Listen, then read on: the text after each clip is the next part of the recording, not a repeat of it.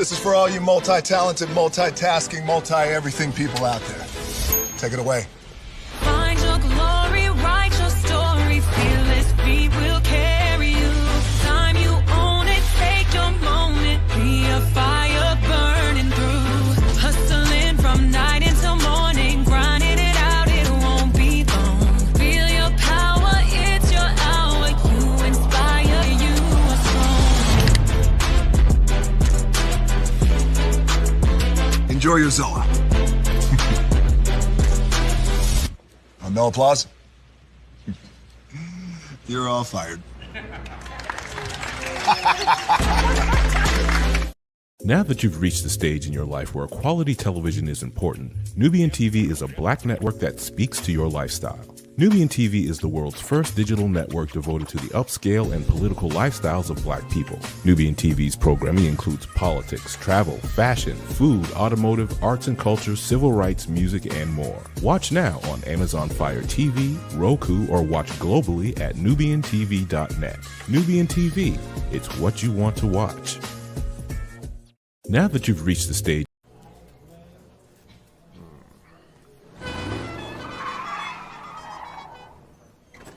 come with me if you want to live a more delicious life.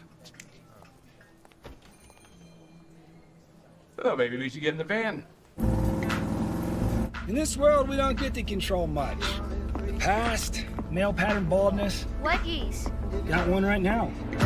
The urge to puff that bubble wrap. But there is one thing we do get to choose every single day: what we eat.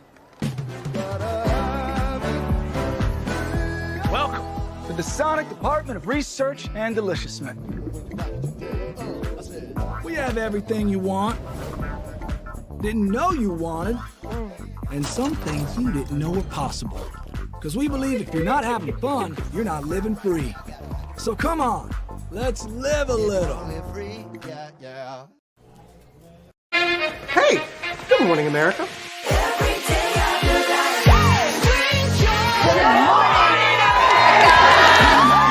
Good morning, America. Good morning, America. Good morning, America. Money! Are you ready? They are ready. Covering the biggest events in the country right now. There's a lot going on here. It's always a good time. That's what the show's about. That's good. Really good. Very good. Coming in hot, Jimmy, coming in hot. It's far from elementary. Oh. Good morning, America. I'm not going to try to strut like Michael or anything. I have known George a long, long time. Have you ever gotten him to dance? Sure. Look at that face. You don't just see it, you feel it. I'm in. I'm in. I'm in. I'm in too. I'll be here. I am here and so happy. I'm in. I'm in too. I'm in. That tells you something when Snoop Dogg's in. Michael, George, Lara, Ginger. Hey, good morning, America.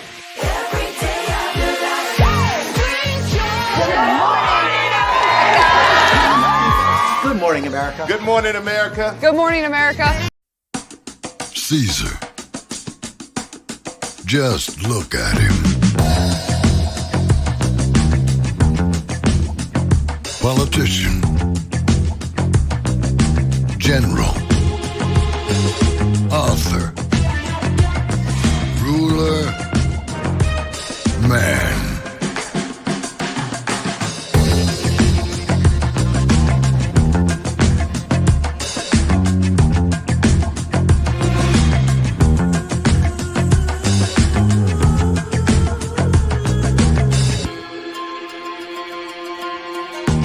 Legend has it, he's not only stared into the belly of the beast,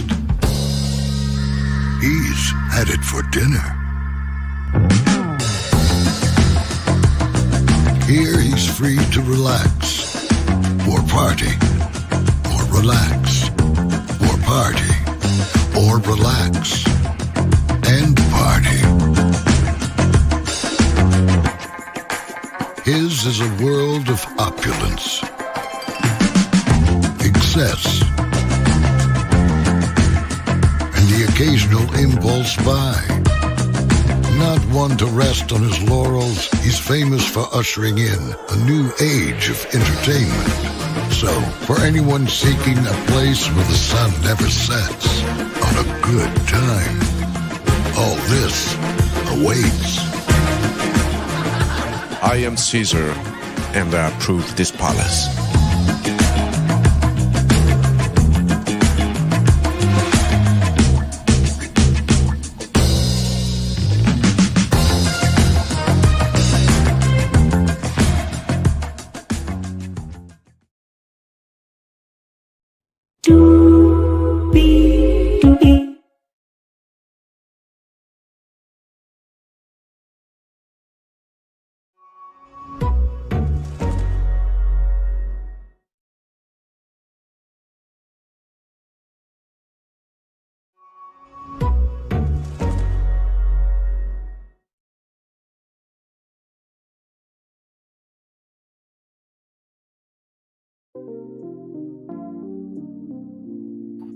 Well, hello to you, and you. Hello to the 7 people that were here. Hello to the 4 people.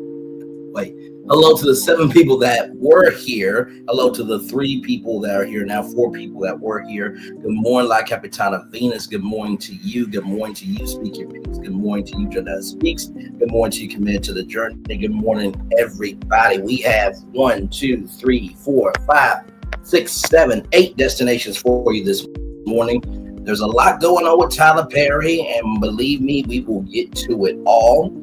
Paramount may be consolidating CBS and MTV into one division. I have thoughts on that. We'll talk about it. By the way, did y'all know about this menu item that's in the thumbnail? I've heard about over the years, did not know if it was true or not. We'll get into that. Norwegian Cruise Line. Y'all know how much I love that cruise line. But if you booked a cruise with them, you might want to be paying attention to this virtual tour live, because there is some news about Norwegian Cruise Line that you're going to need to know about. Walt Disney is coming to Disneyland. I'm going to say that again. Walt Disney is coming to Disneyland. How? I'll give you the intel on that. As y'all know, last night on 3 with the T, we talked about Jay-Z responding to Tony Busby. Well, Tony Busby has responded. We'll talk about that. You may also remember the American Airlines story and the JetBlue story and the Spirit Airlines story about how there was some people in Haiti that pow-powed an airplane. Well, there's a huge update from American Airlines on that.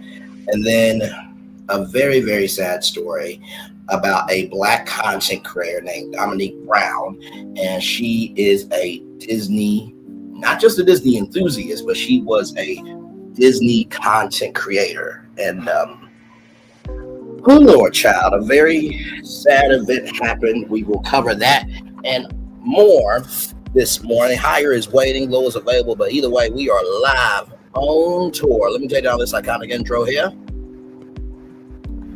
You see the virtual tour background. Yes, you do. You hear that virtual tour music. Yes, you do. And one thing to know and 2 things for sure over here, a lot happens early. It's a new morning for America's family. Sun's coming up, so make it all that it can be.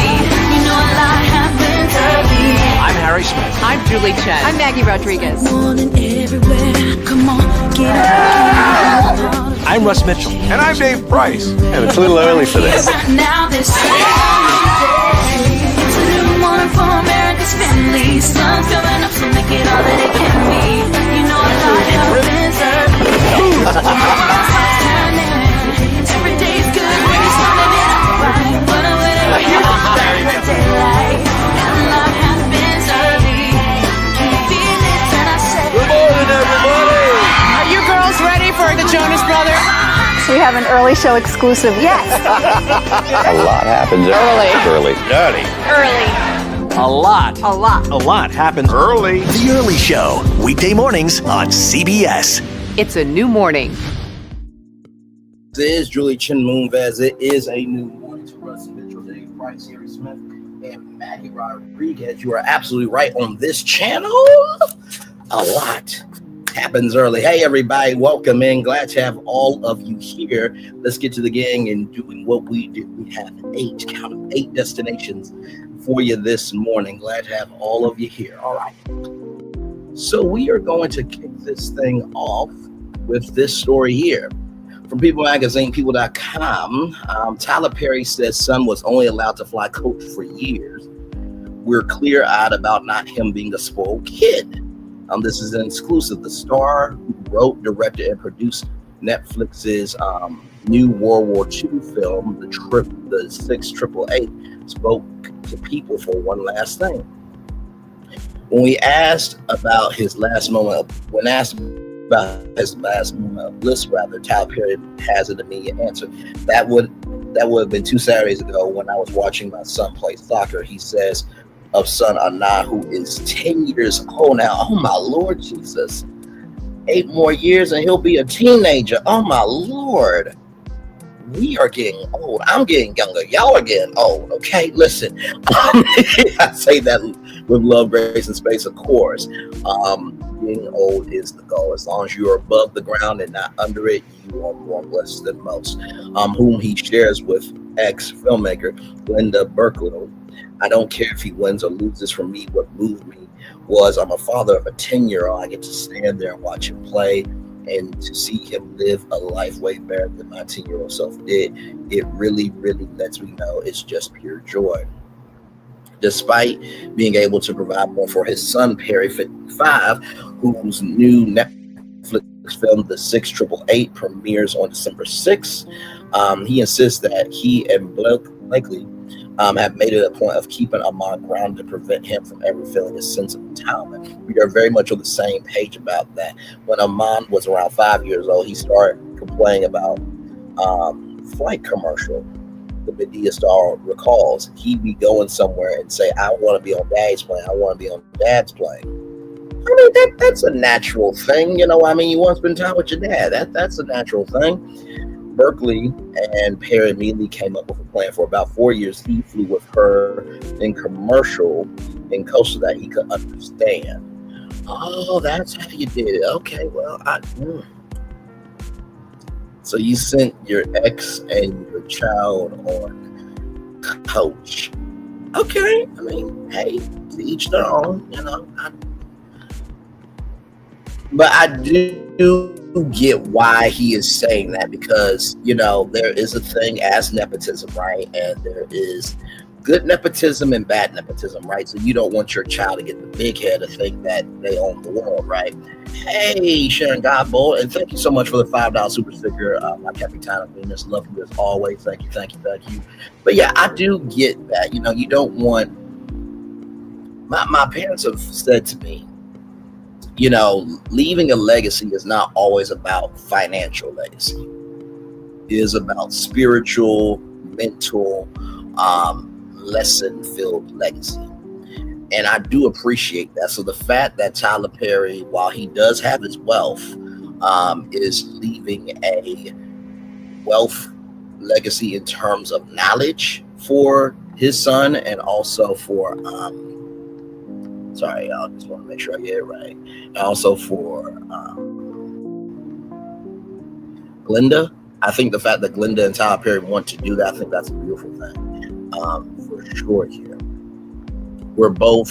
We both are very clear-eyed about him not being this spoiled kid, Perry adds. And when you start seeing hints of that, it's got to be nipped in the bud right away. Perry, who wrote, directed, and produced the 6888 chat, more with People for one last thing, Last Obsession, Remote Control Airplanes. It's awful. I got rid of a lot because I became a hoarder. It started 25 years ago when I saw a man flying one.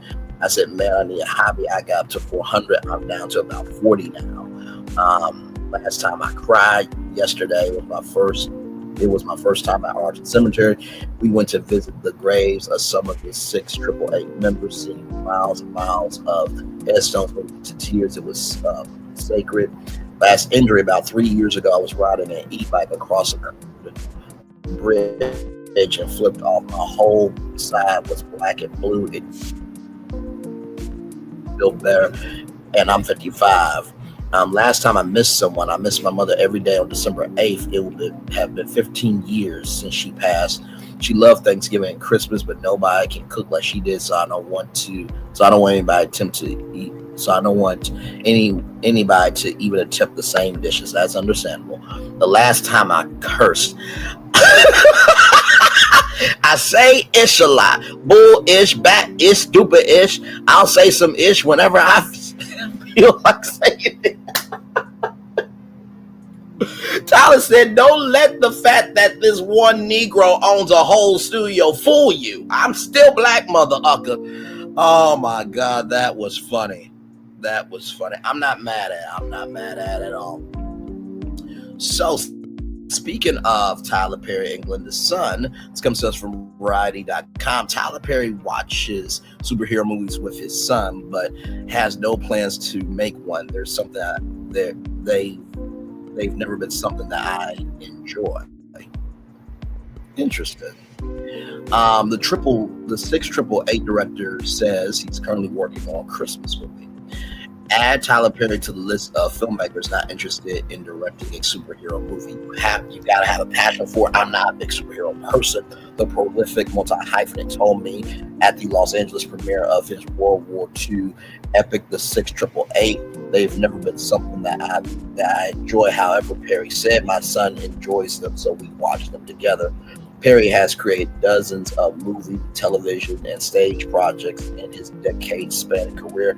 His latest, The 688, is arguably his largest-scale production yet. The Netflix film starring Kerry Washington with a cameo by Oprah Winfrey tells the story of the only all-black female U.S. Army unit to serve overseas during World War II.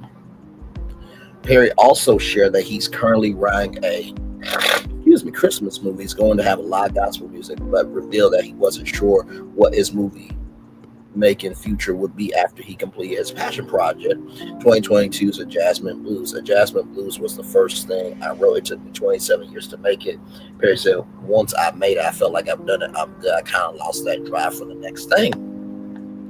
But then he was pitched The 688. I was embarrassed that I didn't know the story. Perry said there were 855 black women in World War II, and nobody knew about it. But I found out one of the reasons was because a lot of the women came back from the war and were ashamed. What they were hearing was that people thought that they could be sent over to be concubines for black soldiers, because there were white soldiers who were upset that black soldiers were dating European women. So they thought that was why all these women were just over here for that reason. It wasn't that way. Oh my God, that's just a sad state of affairs, child. I mean, honestly, like, do we not remember the Tuskegee Airmen? So, like, if the Tuskegee Airmen could, do what they did, why can't black women serve in war? Like, really? Really? So, let me read that one more time. What they were hearing was that people thought they were sent over to be concubines for black soldiers, because there were white soldiers that were upset that black soldiers were dating European women. One more time. What they were hearing was that people thought that they were sent over to be concubines for black soldiers because there were white soldiers who were upset that black soldiers were dating European women. Child, I cannot. Really, so you mean to tell me even back in the day, child, y'all were still afraid of us? And you know what? Honestly, let me tell you something. White chocolate was happening back in the day, just like it's happening more today. There's more white chocolate happening today than ever before. Okay. I cannot just... Hey, listen. We don't like these ends running around with our women, so can you please send their own kind over here, because we don't like this shit. Like, what the hell? Oh my God. Hello to the 9 people here. Braylon album dropping soon. You're real cute, Venus. You're real cute. You know what? I will say this. If I ever did an album, right, I would not mind, doing like 5-minute motivational, you know how I do the daily motivators? I wouldn't mind doing a daily motivational album. you know what I mean, or a motivational album where like each track is like 5 minutes and I give inspiration. Now, I wouldn't mind doing that because that actually goes with my gift. But y'all, no, y'all don't really want a Braylon album. No, this is why I host. This is why I host. There are professional singers like Candace Glover, which, by the way, sidebar, Candace Glover responded to me on Facebook. It's not the first time, but she responded to me again. And honestly, y'all, Candace Glover is one of the best American Idols to ever win. She auditioned 3 times before she won it. And her humbleness, her intellect, but just the way she carries herself, she does not get enough elevation, connection, and investment from the American Idol family. She really does, and I hope to be able to work with her someday. I actually really thought that she could be my wife, like for real. Like out of all the celebrity crushes, and yes, I know, Jill Scott will always be the main one. Y'all know Melody Cherie Lee is our inside joke over here. Which, by the way, Venus, why did you do that in the live? So don't worry, we're gonna get back to our destination. But y'all know when we're live on tour, anything and everything can happen. So we were in Melody Cherie's TikTok, right? And y'all know how Melody reads our comments.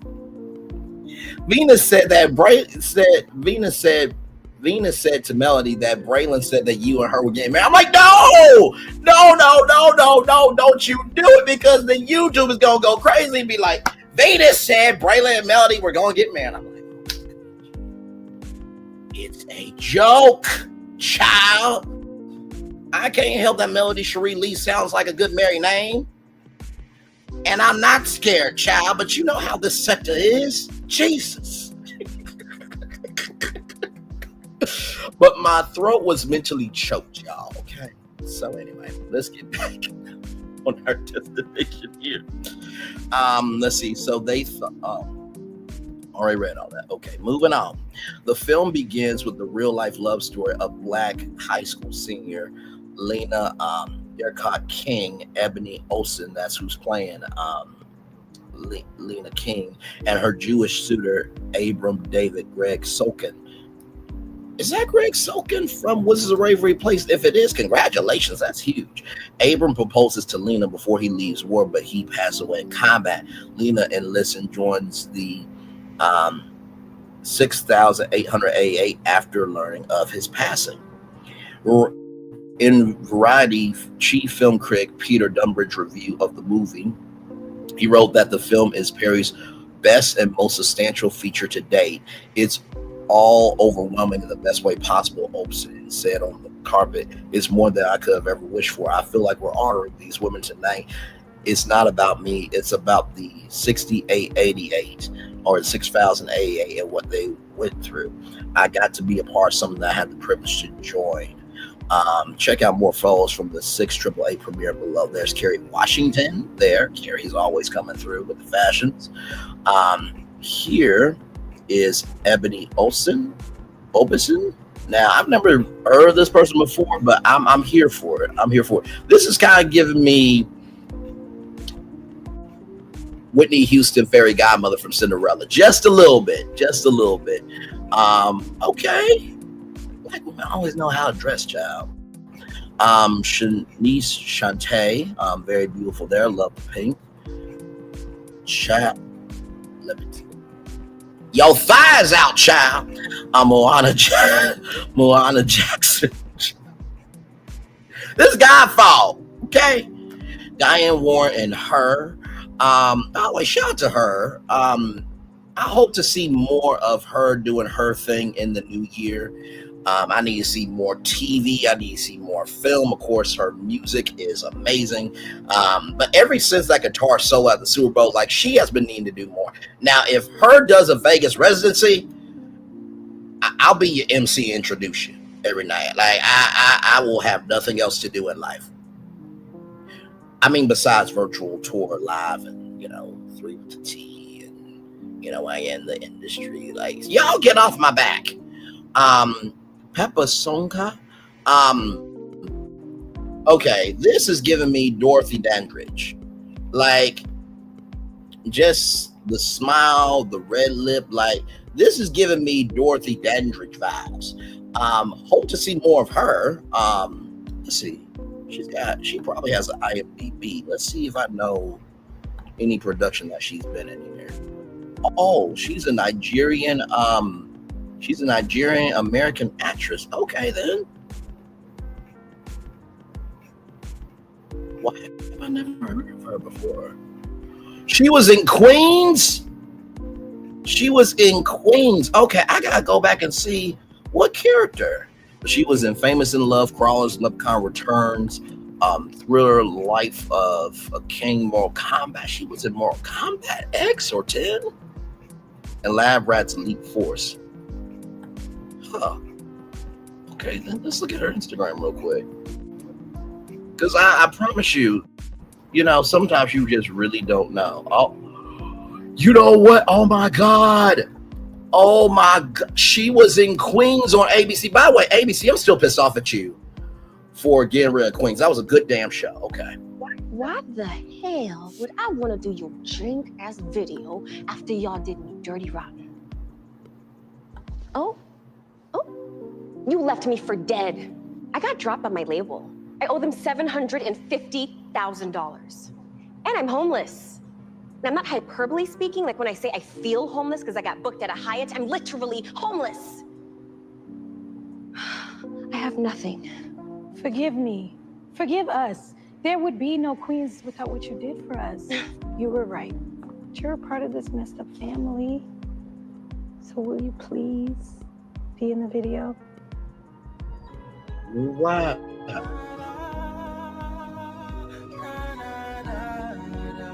You run the world, Queen. I had no idea she was in Queens, y'all. Oh my God.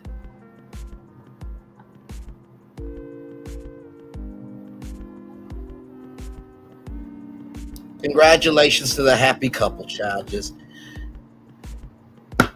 God, you can't come through me for a damn thing. Okay. All right. They are a nice looking couple. They hope they have many children and thrive and prosper and rise to the heaven that's waiting them. Just okay. Let's get back to the article.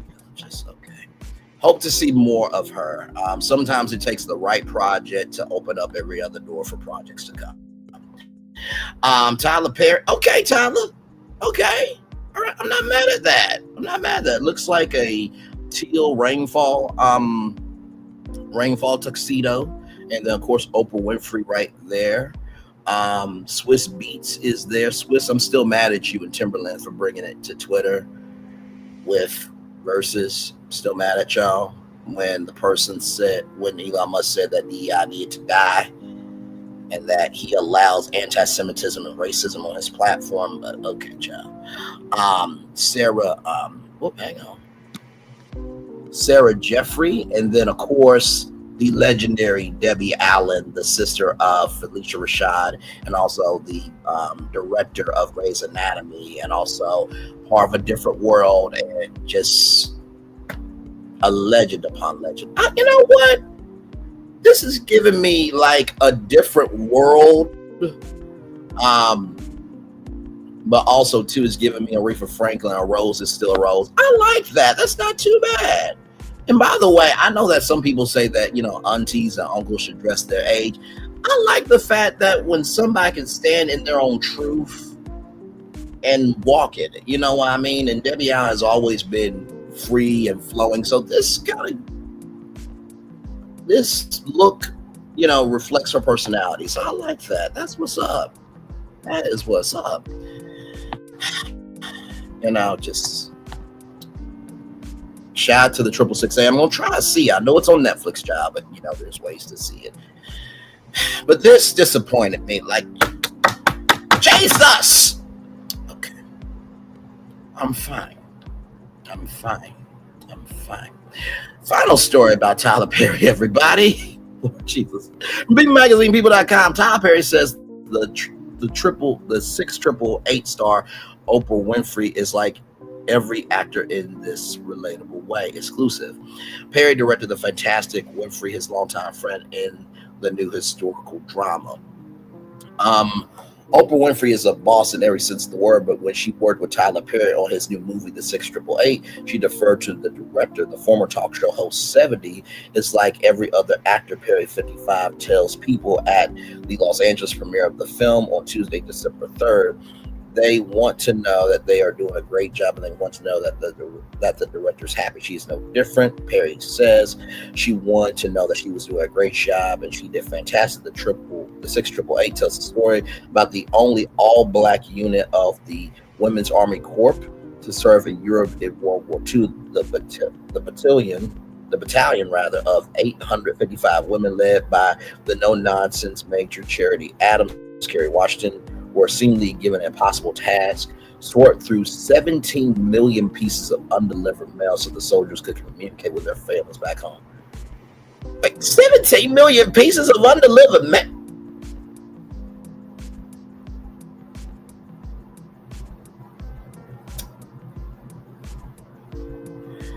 So basically, and yes, I'm about to take it there. Don't at me. So basically, we went from picking cotton to picking cotton that is paper. Trying to sort through undelivered mail. So instead of sorting cotton, y'all sorting mail. Don't at me, okay? I made the connection, okay? Don't at me. Don't at me. Don't at me. Oh my God. Mary McClure Buffoon. I do know that she is a legendary figure in the civil rights movement. I do know that. Yes, indeed, right here.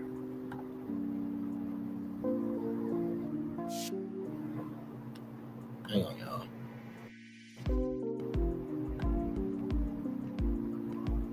Right here.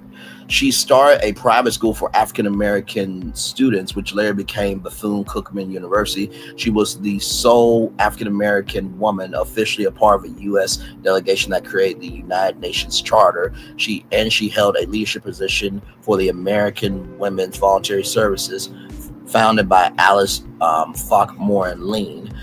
Bethune wrote prolifically, publishing several periodicals from 1924 to 1955. She also founded the National Council of Negro Women in 1935, established the organization's flagship journal, the Afro-American Women's Journal, and presided for a myriad of African-American women organizations, including the National Association for Colored Women and the National Youth Administration's Negro Division. And she was called the First Lady of Negro America by Ebony Magazine in April of 1949. And also, too, in 1932, she was appointed as a national advisor and worked with Roosevelt to create a federal council on colored affairs, also known as the Black Cabinet. Wow. You know, it always takes somebody to be the first for everybody else to be the first in something, right? Winfrey plays famed educator, civil rights activist Mary McClure Buffoon, who was friends with First Lady Eleanor Roosevelt, Susan Sarandon. It was their influence that spurred President Franklin D. Roosevelt, Sam Morrison, to have women sent overseas for the viral mission.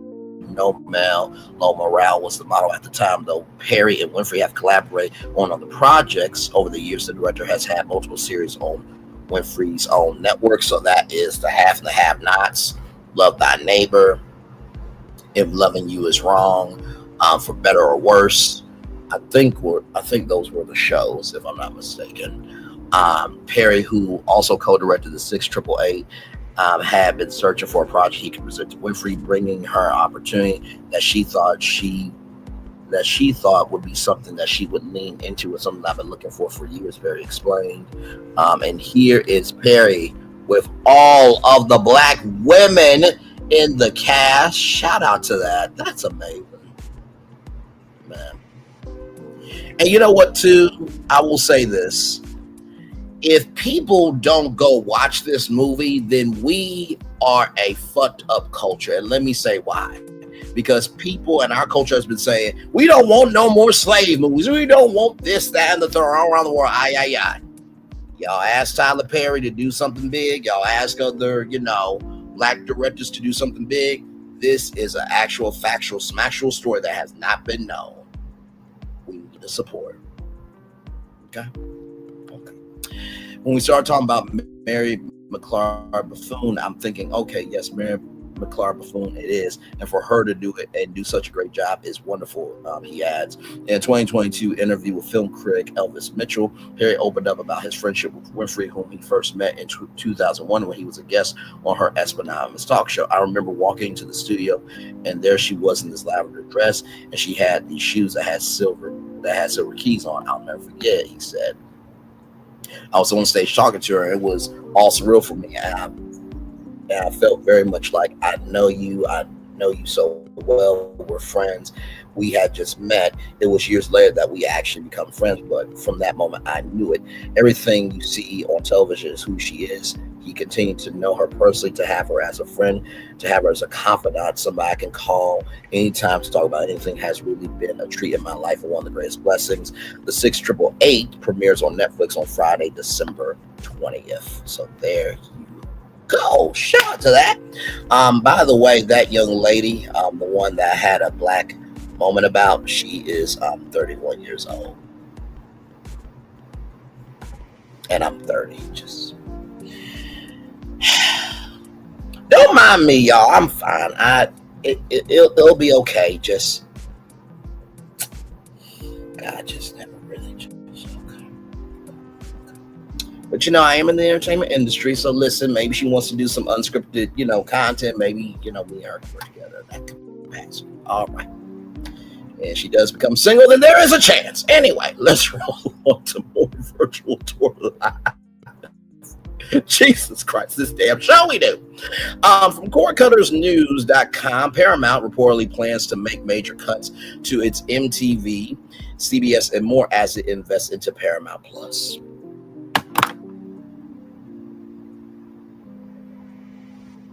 When I hear people talk about streaming services, Netflix,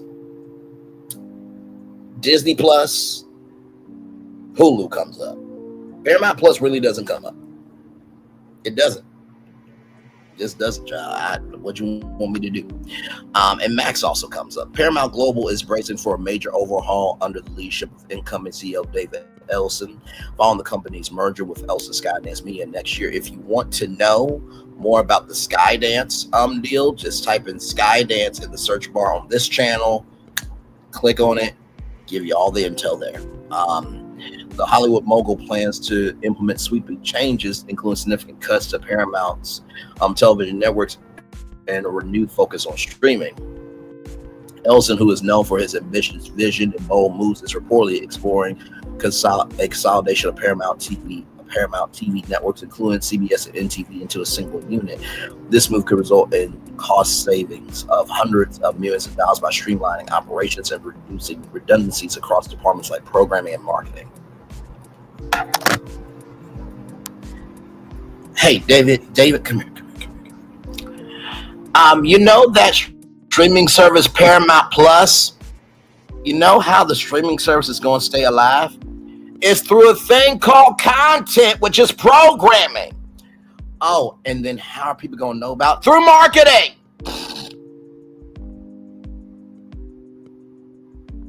What do I know, though?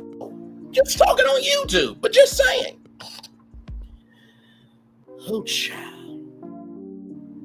Making cuts to restructuring is expected to lead to a decline of original programming for Paramount cable networks, accompanied by staffing reductions. This reflects the broad industry trend as viewers increasingly migrate to streaming platforms, leaving traditional television networks to struggle to maintain viewership and advertising revenue. According to a report by Bloomberg, you will see significant cuts to content on the networks, reducing the number of original programs they produce. The words of Candy Birds, it just really irks me. We'll explain why in a minute. Ellison's plans also includes a significant investment in Paramount streaming service, Paramount Plus. While specific details remain unclear, the move signals a commitment to competing in the increasingly crowded streaming landscape where rivals like Netflix and Disney Plus have established dominant positions. Management shakeup, the changes at Paramount are likely to extend to the company's top management, while George Cheeks, one of Paramount's current co-CEOs, is expected to remain with the company. The future Chris McCarthy, who oversees many of the TV networks, is less certain.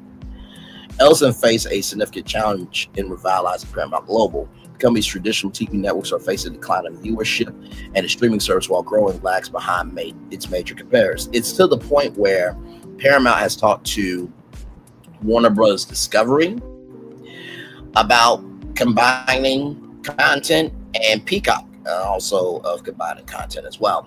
However, Ellison's track record in the entertainment industry and his willingness to invest in new ventures suggests that he's prepared to take bold steps to transform Paramount into a major player in the evolving media landscape. The coming months will be crucial for Paramount as Ellison takes the reins and implements his vision for the company's future. The industry will be watching closely to see how these changes impact Paramount's position in the entertainment world. So y'all gonna reduce the number of shows, huh? Because people aren't watching them. Maybe you're not producing anything that people actually want to watch. Let's get into it. Wars of Keke Palmer. Now, let's look at the brands of Paramount, okay? Let's look at the brands of Paramount. Because it really is irking my nerves here about what they're trying to do. Okay, brands right here. This is what I'm looking for. Thank y'all. Let's see here. Because this is just really working my nerves. Like, you know it. Okay, here it is here. So you have BET, CBS, CBS News, CBS Sports. These two are international channels. You have Country Music Television. You have Colors, which looks like it's a international channel. You got Nickelodeon, MTV, Comedy Central, Paramount Plus, Paramount Network, which used to be Spike TV, Paramount Pictures, Pluto TV, El Tefe, which is an international channel, Smithsonian Channel, Showtime, which you got rid of Showtime and combined it into Paramount Plus. Paramount Plus, child. Y'all will see why I'm getting frustrated here in a minute. Pop TV and TV Land, okay? So here's the thing, right? You're trying to get rid of BET because you're in $15.9 billion in debt. Tyler Perry tried to buy for $2 billion. You rejected him. Byron Allen gave you $3 billion. You rejected him. Now it is maybe being sold to the CEO of BET and a venture capital. Now, BET includes BET Studios, BET, VH1. Now, if you're wondering about VH1, you're like, wait a minute, why is VH1 under BET? VH1 used to be under MTV, but moved over to BET control. Now, like I said before, when we talked about the BET, sale, you can also type in BET on this channel, click the BET video, I give you all that intel. I said that you guys should give the Paramount backlot to BET. Why? Because that would be BET Studios. That will make it a more attractive sell. But with BET, I think the problem is y'all are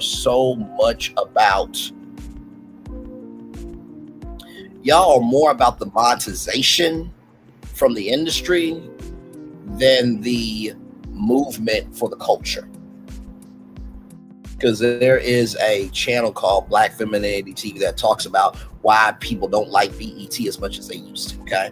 Now, CBS is a national network. For you to combine cable and network into one unit, that is stupid. Absolutely stupid. Now, here's a strategy that you probably could do, and you probably didn't think about this.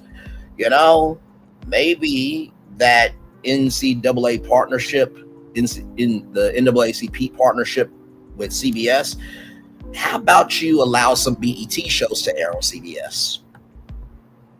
How about you allow some CMT shows to air on CBS? How about you allow some Comedy Central shows, MTV shows, Nickelodeon shows onto CBS? Now you're like, Braylon, now why would they do that? Well, because guess what?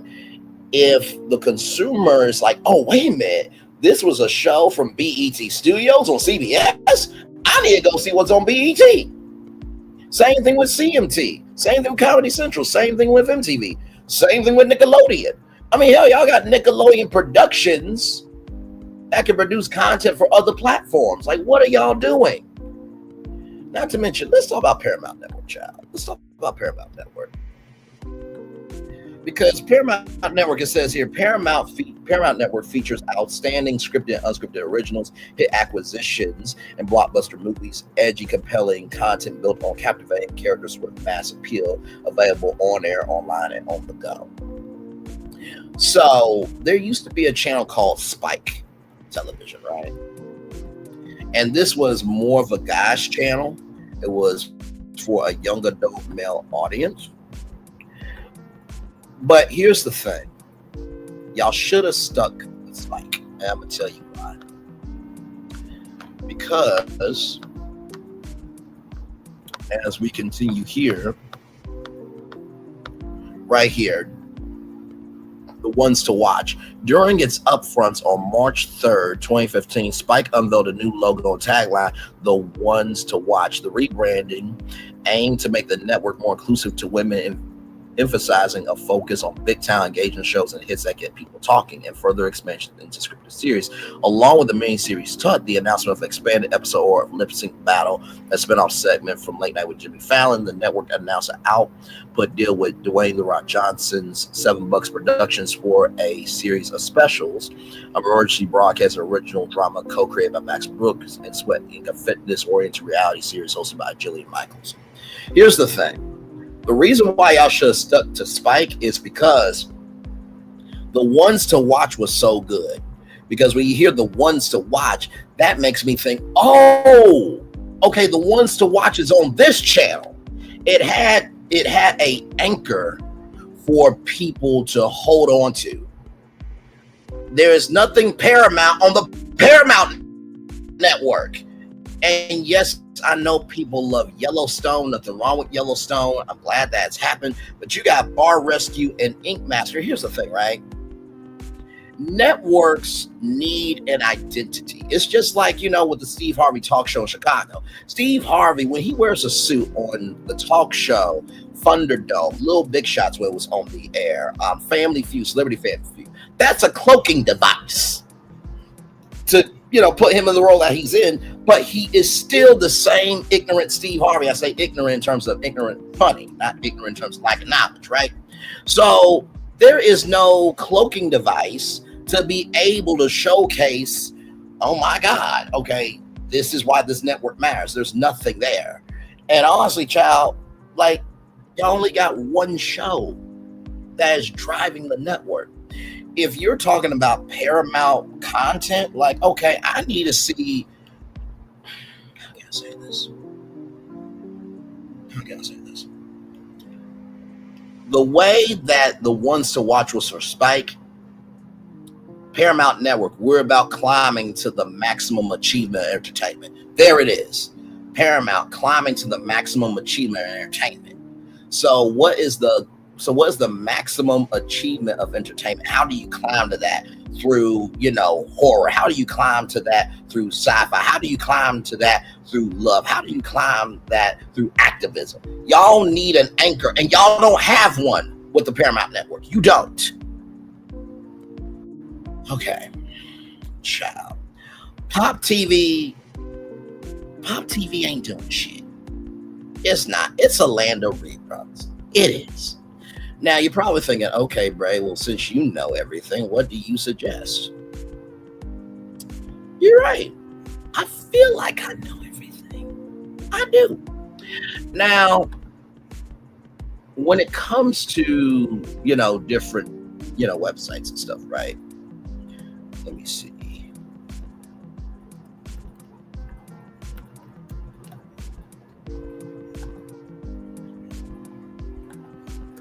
Because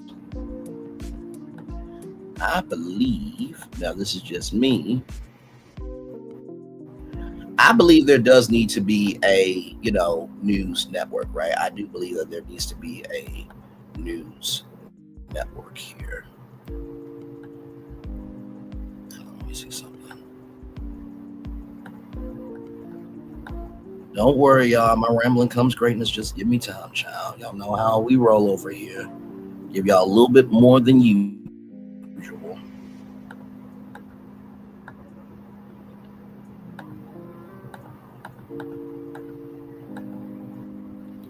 Now, when it comes to entertainment news, right? I would say one of the biggest sites is probably Fandango, right? Now, we all know what Fandango is. If you don't know, hang on. Fandango. Okay, it is here. So Fandango is a ticket company, right? Now, as y'all know, it's being spun off from NBC Universal. Now, you're probably wondering, Braylon, where are you going with this? There is not a entertainment news network. So if you brought if you change Pop TV to the Fandango Entertainment News Network, then guess what? You can talk about movies, you can talk about TV, you can talk about podcasting, you can talk about content creators. There needs to be an entertainment network. And not to mention too, Fandango could also cross over into selling tickets for concerts and live events. You have to find the inch that no one is taking and figure out how to make it a mile. And this is why I get frustrated, because I'm just like, I know that y'all are not investing into these channels because y'all don't want to take a swing at anything. Now, TV Land been on for a long damn time, like the Eddie Griffith Show and all that stuff. And so right here, so TV Land is the programming destination for consumers in their 30s and 40s.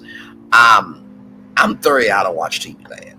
Like, no shade to TV Land, but I just don't. Do y'all watch TV Land? Like, no shade. I'm just asking a question. But you have Happily Divorced, The Exes, The Soul Man, Retired at 35. It's a land of reruns too. So to me, I feel like when you're trying to rebrand something of that magnitude, you need to find other platforms, maybe YouTube channels that have not had the opportunity to have a network, and figure out how you can take an inch of that brand and make it a TV network. Now, TV Land, I don't think that TV Land should exist. Now, I get, after 100 episodes, it can go over to TV Land, but there is something here that I saw that I think should be a network. Okay. Now, this is called Creator Economy Live. Right here. This is called Creator Economy Live. Right here. So this is going to be happening February 4th and the 5th right here. So you have all these different speakers that are from, global PR account executive, influencer, director of influencer marketing. And you see who's attending this: Bed Bath & Beyond, Amazon, Bosch. The creator economy is a multi-billion-dollar industry. And the fact that there is not a television network talking about the creator economy, you can take TV Land and make that the creator economy television network, where not only do you talk about creator economy news, but you can also feature content creators.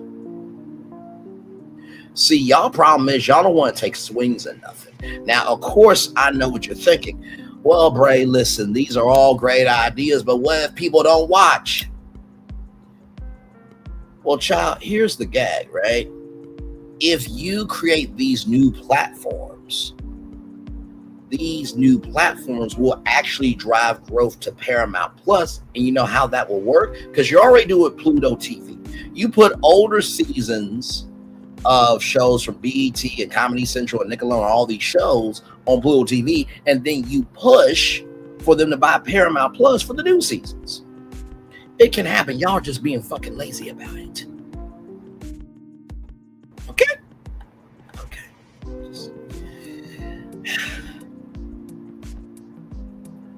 Last thing. Do y'all really want to know how MTV could come back? Because MTV has not played any music in a long time. Comedy Central will be fine. Comedy is comedy. And I think comedy is expanded from just stand-ups to sitcoms and dramas and dramedies and stuff. Nickelodeon will be fine because, hello, Nickelodeon is the kids' network still. They need to do more game shows because game shows create virability and game shows help, the social media platforms. But MTV, they should switch from music television to movement television. Why? Because behind music is a movement. Behind fashion, there's a movement. Behind technology, it's a movement. Like I said, then again, I'm just talking. Child, anyway. Let's roll on, child. Let's roll on. Now, I know, child. Hey, Divine Virtuous Woman, good to see you. Glad to have you here. Hey, Cynthia Jacob, welcome in. Glad to have you here as well. All right, so with that being said, let's roll on to McDonald's. Okay, let's roll on to McDonald's. Now, I don't know if y'all really knew about this, but apparently McDonald's has a secret birthday cake. And it's under the radar hit with fans. Not every McDonald's has a secret menu item, but internet sleuths have found it. There's nothing fast food fans love more than a secret menu. Influencers and everyday customers alike can't resist the allure of something that's only only they are known for, rather. And as we've seen with In-N-Out's Animal Style and Chipotle's Double Wrap Burrito, the hidden menu items can often be the most innovative. As the world's largest fast food chain, McDonald's might not seem like it has any secrets left for its fans to discover, but did you know that the chain might actually sell you an entire sheet cake if you ask? So here it is here. McDonald's birthday cake explained. Every few months, TikTok videos will spring up like a smattering of sprinkles, demonstrating the apparent reality that any one of us can pull up to the McDonald's drive-thru and order a birthday cake. These cakes tend to range in both price and size. Small cakes go from $9 to $15, while the larger ones cost $15 to $20, depending on your location. The dessert, officially called Ronald Birthday Cake, is viewable on McDonald's official website. It is available as a white or chocolate sheet cake. In both cases, the frosting is white and printed with a happy birthday message and illustrated cafe or picture around McDonald juggling. The latter appears to accompany the smaller cakes. So here we go. People keep telling me that some McDonald's have birthday cakes, which I do not believe whatsoever, but we're gonna go check right now. Let's do it.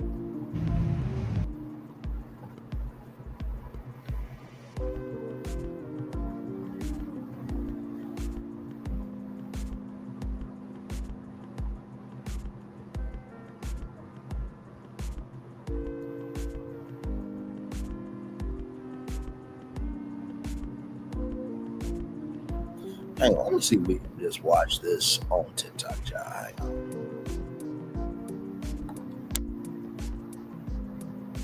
I don't know why it's loaded so slow. Give me a moment, y'all. Give me a moment.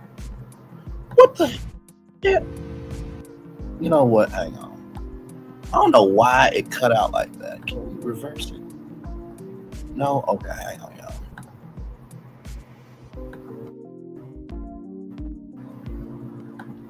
Hang on 1 second. Okay, here we go.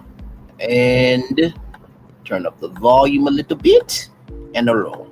People keep telling me that some McDonald's have birthday cakes, which I do not believe whatsoever, but we're gonna go check right now. Let's do it.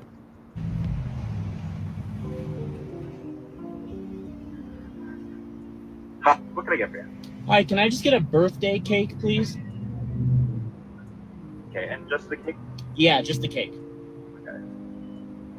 1 second, please. Oh yeah, no worries. Thank you. What? There's no way.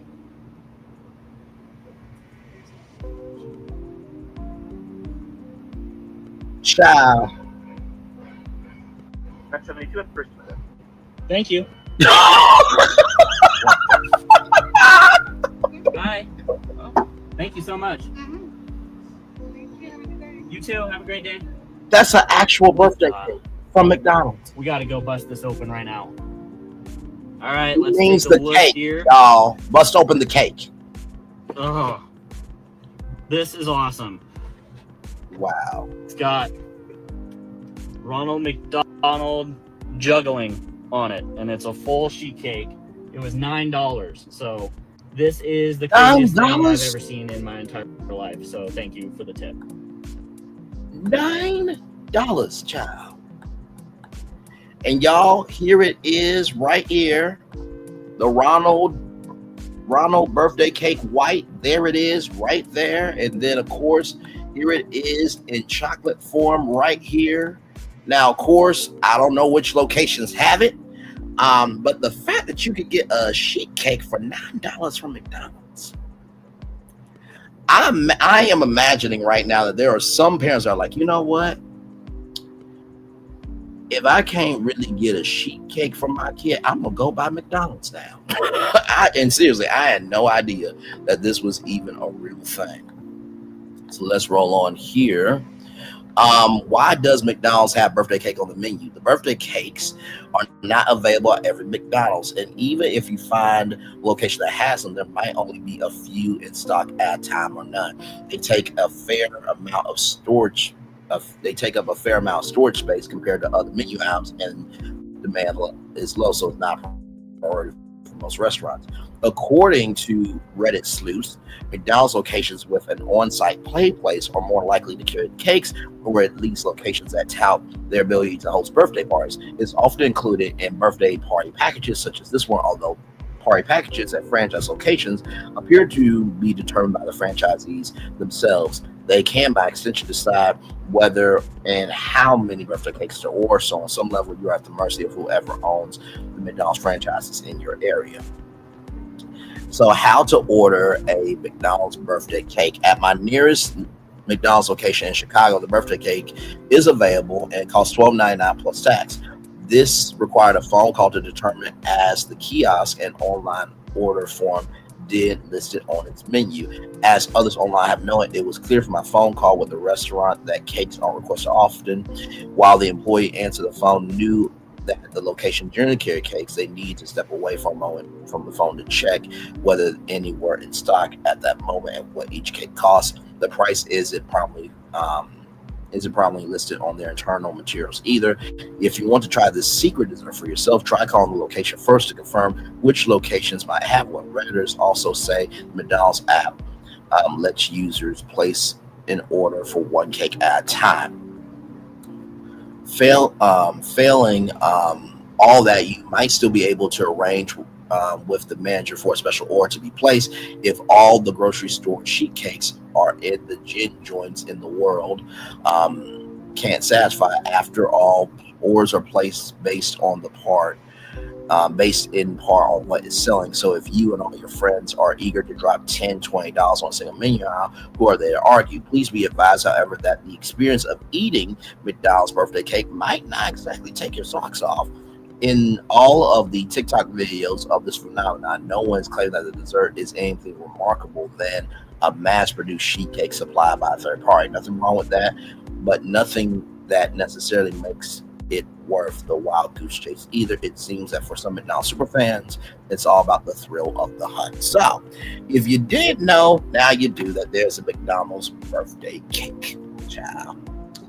The things that you learn here on Virtual Tour Live, child. All right, y'all. Some more Virtual Tour Live coming at you right from this space right here, right now. Now, like I said to y'all, for those of you who may not know, Norwegian Cruise Line. Yes, Norwegian Cruise Line cancels nearly 40 cruises aboard 3 ships. Norwegian Cruise Line is canceling a total of 38 cruises on board 3 of its ships, according to a statement sent to travel advisors. Sailing aboard the Norwegian Jewel, Norwegian Star, and the Norwegian Dawn.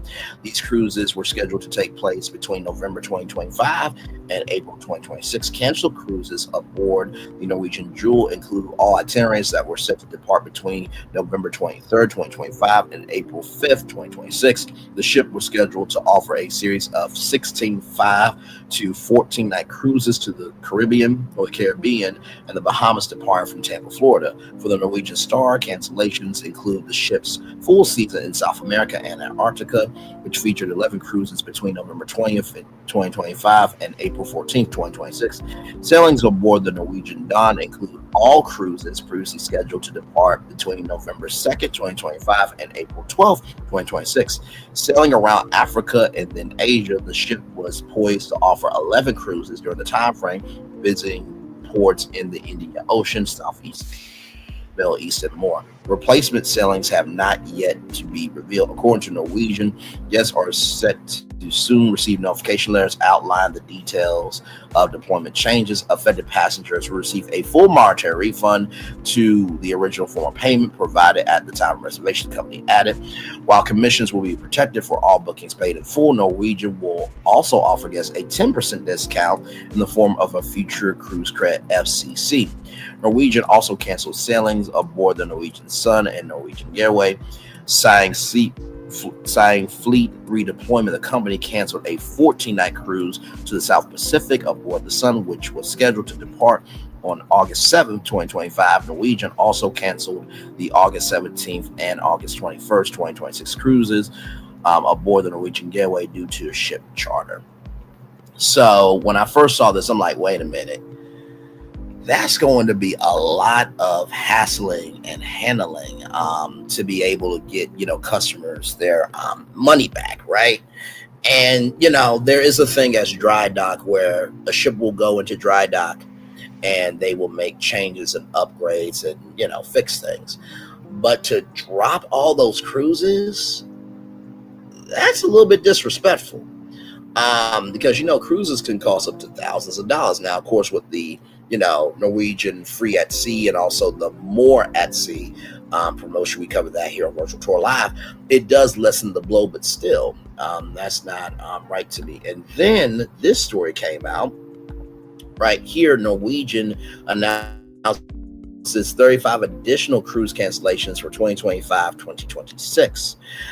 Norwegian Cruise Line has announced additional changes to its deployment plans for the 2025-2026 season, with an additional 35 cruises aboard 4 of its ships being canceled.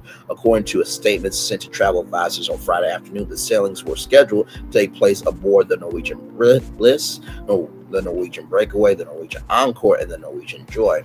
Canceled sailings include 9 cruises to the Paramount, Connell, West Coast of the Caribbean that were scheduled to set sail aboard the Norwegian Bliss on the selected dates of November 30th, 2025 and March 3rd, 2026. 10 cruises aboard the Norwegian Breakaway were also canceled, including all sailings to schedule between January 6th and February 6th, 2026.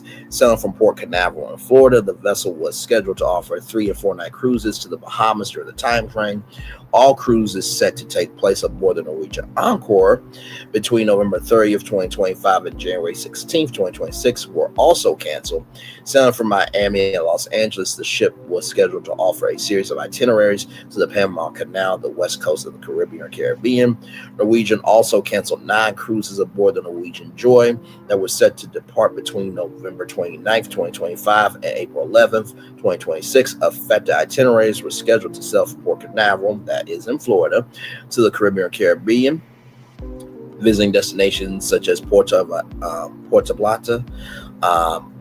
I feel like I want to say Puerto Vallarta, but that's another location. St. Thomas and Torilla. According to Norwegian, passengers on the canceled sailings will receive notification letters starting today, Monday, December 9th. Previously, in late November, Norwegian Cruise Line had canceled over 50 cruises aboard the Norwegian Jewel, the Norwegian Star, the Norwegian Dawn, the Norwegian Jade. Sign fleet redeployment. The company said that affected passengers will receive full refunds in addition to a 10% discount in the form of a future cruise credit. New deployment plans for the affected vessels are expected to be announced soon. So I'm guessing, why are they affected?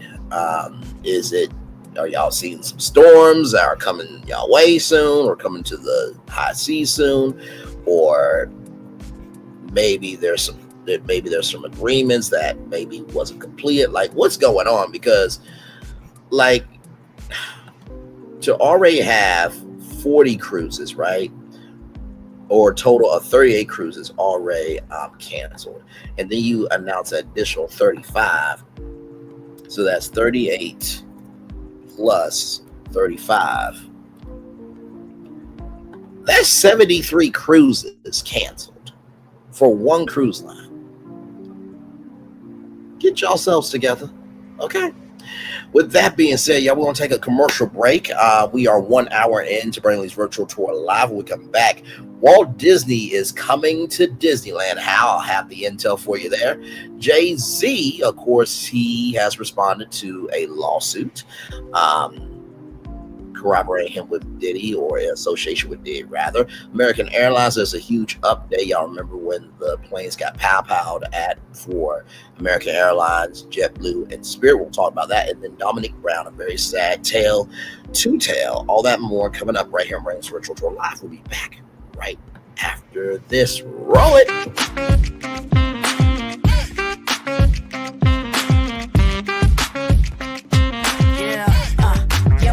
All day. Yeah, we're working, let me play. You know me, work real hard, now we're ready, let's play. Ay, hustle up, yeah. Ready, set, let's go, yeah. Hustle up, yeah. Ready, set, let's go. Turn it up, turn it up, turn it up, turn it up a little louder. Now get low, get low, come on, drop it to the floor, yeah, drop it to the floor. Turn it up, turn it up, turn it up. Turn it up a little louder. Now get low, get low, come on, drop it to the floor, drop it to the floor. Turn it up, turn it up, turn it up, turn it up a little louder. Now get low, come on, drop it to the floor, drop it to the floor. Turn it up, turn it up, turn it up, turn it up a little louder. Now get low, come on, drop it to the floor, drop it to the floor. Turn it up, turn it up, turn it up, turn it up a little louder. For Ramirez?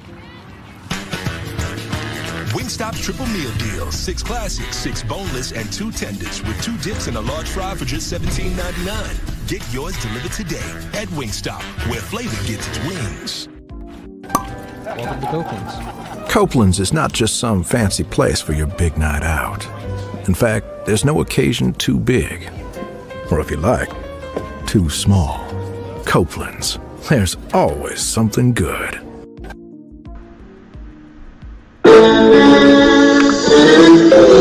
Sweet boy and blue, one look at you, and it was plain to see you were my destiny. I come from nothing.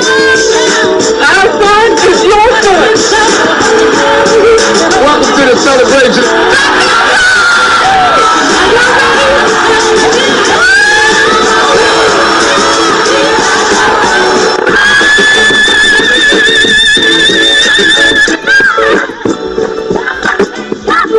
We all we got.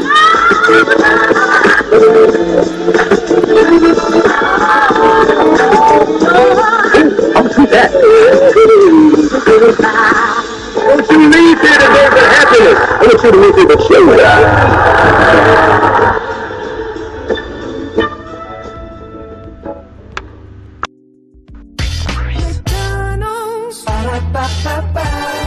I'm loving it.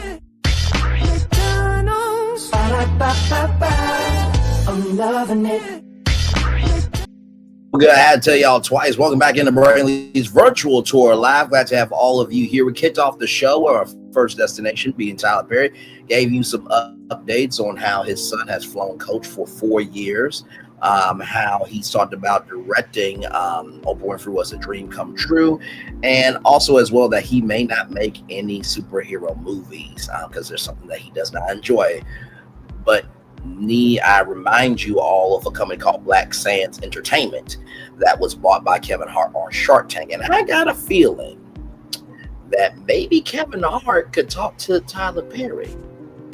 Although there is Heartbeat Entertainment. So there is that. Then we talked about Paramount and how they are cutting or they might be combining CBS and the cable networks into one unit, and they will be reducing original programming across the board on all their networks. Then we talked about McDonald's. Speaking of McDonald's, we talked about how McDonald's has a birthday cake that you can buy, like a legitimate, well, not a legitimate birthday cake, but let's just say that, you can't, go to the grocery store this, that, or the third. You just happen to be at McDonald's and somebody's birthday. You can get it either in white or you can get it in chocolate. But it is few and far in between, so you do have to call your franchisee in your state to see if it's available at any location. And then we just talked about Norwegian Cruise Line canceling 73 cruises for next year.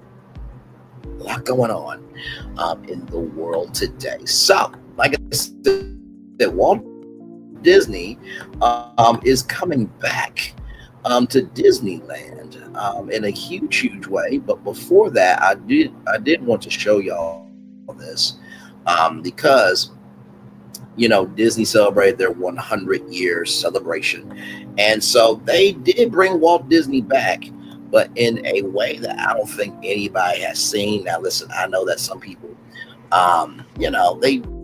they don't really like it when, they don't let things rest. But I will say this: the video that you guys are about to see, I gotta tell you something. It's really amazing the fact that they were able to, do this. So hang on. Bring it up here, and this is going to get us to our destination about Walt Disney.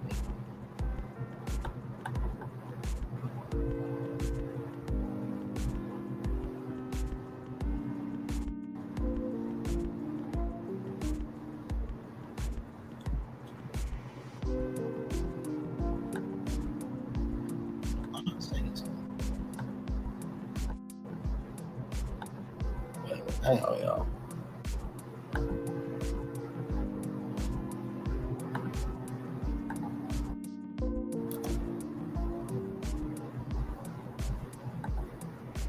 Hang on, let me see something.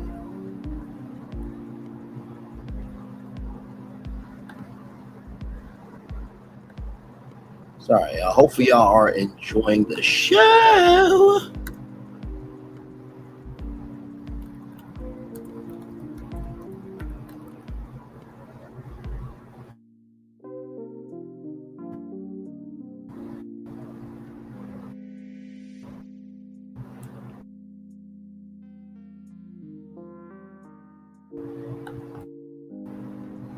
Okay, here we go.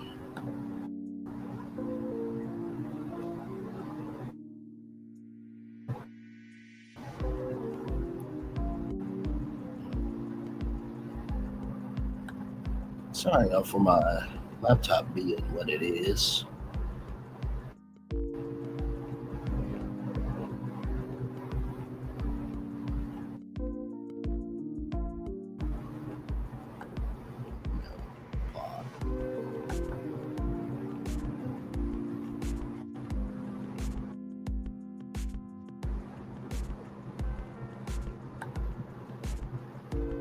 Oh, come on now. Okay, there we go.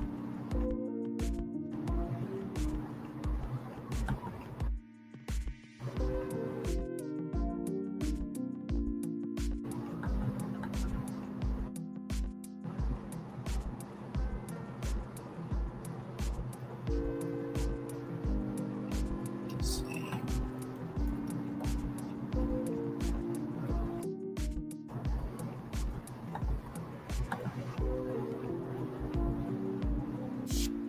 So here it is here. So this was for the Walt Disney World. Well, not the Walt Disney World, but this was for the Disney 100 celebration. So this is a hologram. This morning, the magic of Disney comes live in a brand new way. There's a lot of satisfaction in developing ideas into realities. When we consider a new project, we really study it. Not just the surface idea, but they actually made Walt Disney a hologram. Like, how cool people don't like holograms, especially if it's a legendary figure. Like I remember when it was supposed to be like a hologram of, I think it was Whitney Houston. You know what I mean? And people were like, let Whitney rest. You know what I mean? I'm just like, if there was a way to do it, I wouldn't mind it. So if they could create a hologram of Walt Disney, we go with our story here. Now this was announced at D23. Okay, so here it is here from Walt Disney News Today, or Disneyland News Today. They're one of their brands here. So Walt Disney's grandkids approve of stellar new animatronic coming to Disneyland. Some of Walt Disney's grandchildren approve of the new audio animatronic 70th anniversary of Disneyland, saying it's stellar and as accurate as possible. Walt Disney's grandchildren speak on audio animatronic. The audio animatronic is a part of Walt Disney: A Magical Life, a new show at the Main Street Opera House in Disneyland that is set to debut on May 16th, 2025 as a part of the resort's 70th anniversary celebration. This is the first time, Walt Disney will be brought to life as an animatronic.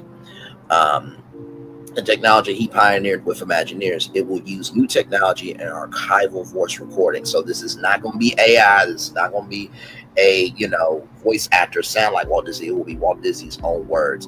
In July 2023, Walt Disney Imagineering invited the Walt Disney Family Museum board directors to view progress on the animatronic. The museum was founded by Walt's daughter Diane Disney Miller, who has passed away. Rest in peace to her. The board includes 5 of Walt's grandchildren and 3 of his great grandchildren. Walt Disney's grandson and Diane's eldest child, Chris Miller, sent a statement shared by the Orange County Register that the Imagineers work to that point was stellar, and that they were very eager to be as accurate as possible in creating this. He added, we came away confident that this is the right group to take on this important project. Walt's granddaughter, Tamara Miller, said, we believe that our grandfather would have been enthusiastic about the project, fascinated by the advancement of audio animatronics technology that was first developed during his days at WED, now Imagineering. So Walter Elias Disney Enterprises, so WED Enterprises. And by the way, that's his whole name, Walter Elias Disney. A technology that he was always passionate about. The museum's executive director, Kristen Porsky, said, we are enthusiastic about and grateful for the company's efforts to create this exciting new attraction that will allow people to experience Walt Disney, the man behind the magic. Creating an audio animatronics figure of Walt Disney is an enormous responsibility and one we take incredibly seriously, said Disneyland spokesperson. We are bringing the same care, research, and respect to Walt Disney as Walt himself did when he advanced the technology he pioneered by creating the Abraham Lincoln figure for the 1964 New York World's Fair, and ultimately great moments for Mr. Lincoln at Disneyland Resort. We continue to push the art form and technology in every way possible to ensure that this tribute is done right. Walt Disney's grandnephew, Roy P. Disney, appeared at D23, the ultimate Disney fan event in this summer in support of the new audio animatronic.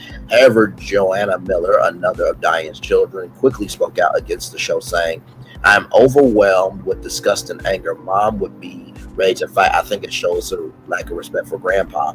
Joanne Miller has started a letter writing campaign to convince the Walt Disney Company to abandon the robot of Grandpa. She wrote in a recent Facebook post that the animatronic will be an imposter and that they are dehumanizing Walt, according to Joanne Miller. Retired Imagineers have told the current Imagineers that creating the animatronic is out of bounds. Most importantly, Miller wrote, I learned that Grandpa told Sam McKinn that he never wanted to be an animatronic. Sam McKinn was an Imagineer Disney legend. As at Disney Arts, he created the Disneyland maps used between 1958 and 1964. He contributed to several classic attractions, including Great Moments with Mr. Lincoln, the Carousel Progress, Pirates of the Caribbean, in the Haunted Mansion, a new Disney Vacation Club lounge opening at the Magic Kingdom is named after the kin. Walt Disney Magical Life is scheduled to run continuously at the Main Street Opera House for Disneyland's 70th anniversary celebration. It will then rotate performances with Great Most for Mr. Lincoln, which originally debuted at the 1964 World's Fair. Now, here's how I feel about this story, right? Now, of course, it's one thing for us to be a fan of Walt Disney. Some people are not a fan of Walt Disney because of his history, and that is on YouTube, of course, but everyone does have a past, y'all, okay? So no one is perfect. And if those were Walt Disney's wishes that he did not want to be animatronic, I don't think they should do it. Now, even though I do think it would be very cool to see Walt Disney come to life through this audio animatronic, and to feel like, oh my God, like I actually got to hang out with Walt Disney. I think that, you know, for Joanne Miller, she is just respecting her grandpa's wishes, and I think that should be recognized. I think also too, in the same token, the fact that retired Imagineers have told the current Imagineers that creating the animatronic is out of bounds. That has to be something. Now, for those of you who are wondering who are these retired Imagineers, these are the people like Roy Crump and oh my God, I'm trying to think. Roy Crump, Ben Crump, Tony Baxter, and many others that they worked with Walt Disney every single day as he lived.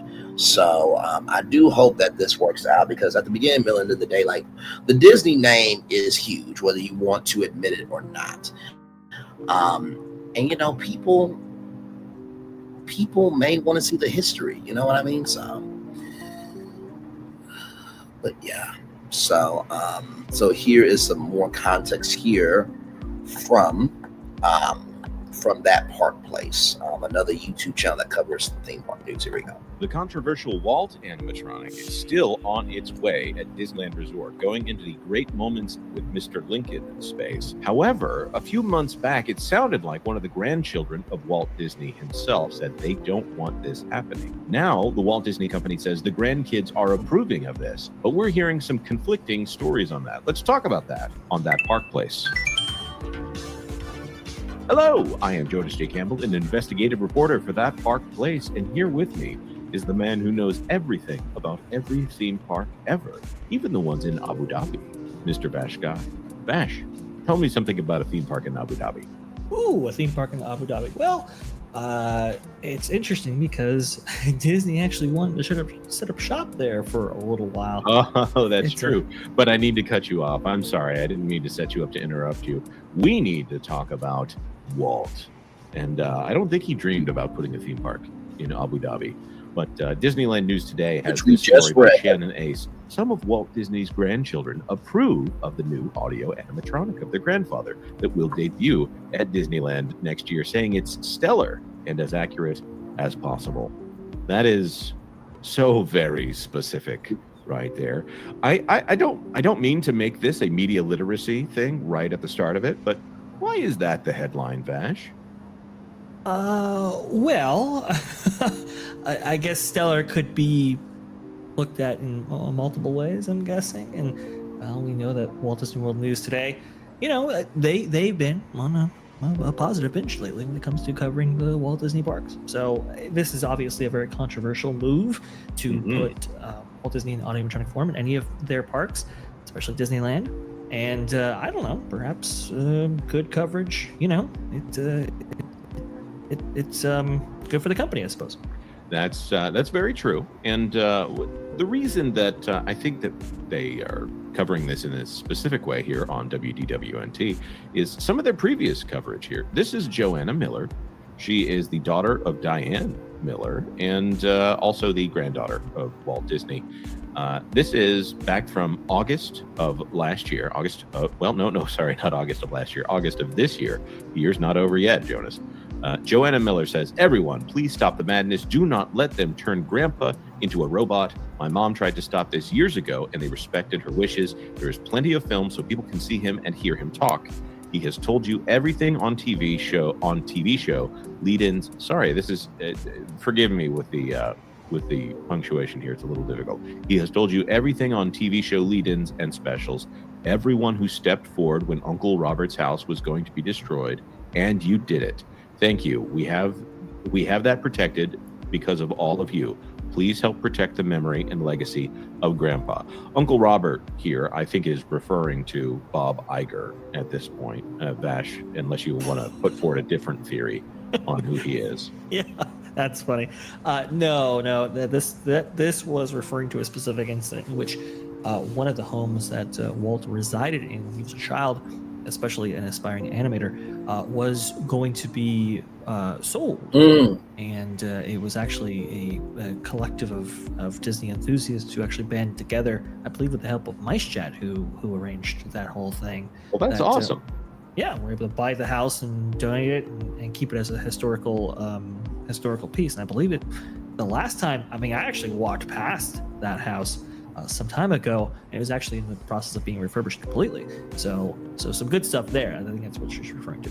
Well, this is why we have Vash on the channel, because he is a true Disney historian here, and he's the kind of guy that even if he didn't get paid to do it, I think he would probably keep track of all this stuff anyhow. So let's go back to today's story, because Disney has apparently found some people that are blood relatives of Walt who are willing to go to bat for this right here. The audio animatronic is part of the Walt Disney A Magical Life, a new show at the Main Street Opera House in Disneyland, set to debut on May 16th, 2025. It's part of the resort's 70th anniversary celebration. It's the first time Walt Disney will be brought to life as an animatronic, a technology he pioneered with Imagineers. It will use new technology and archival voice record. Sorry, I'm going to say that again. It will use new technology and archival voice recordings. In July of 2023, they invited the Walt Disney Family Museum Board of Directors to view progress on the animatronic, and the museum was founded by Walt's daughter, Diane Disney Miller, also the husband of former Disney Company CEO, Ronald Miller. So here are some of the issues here.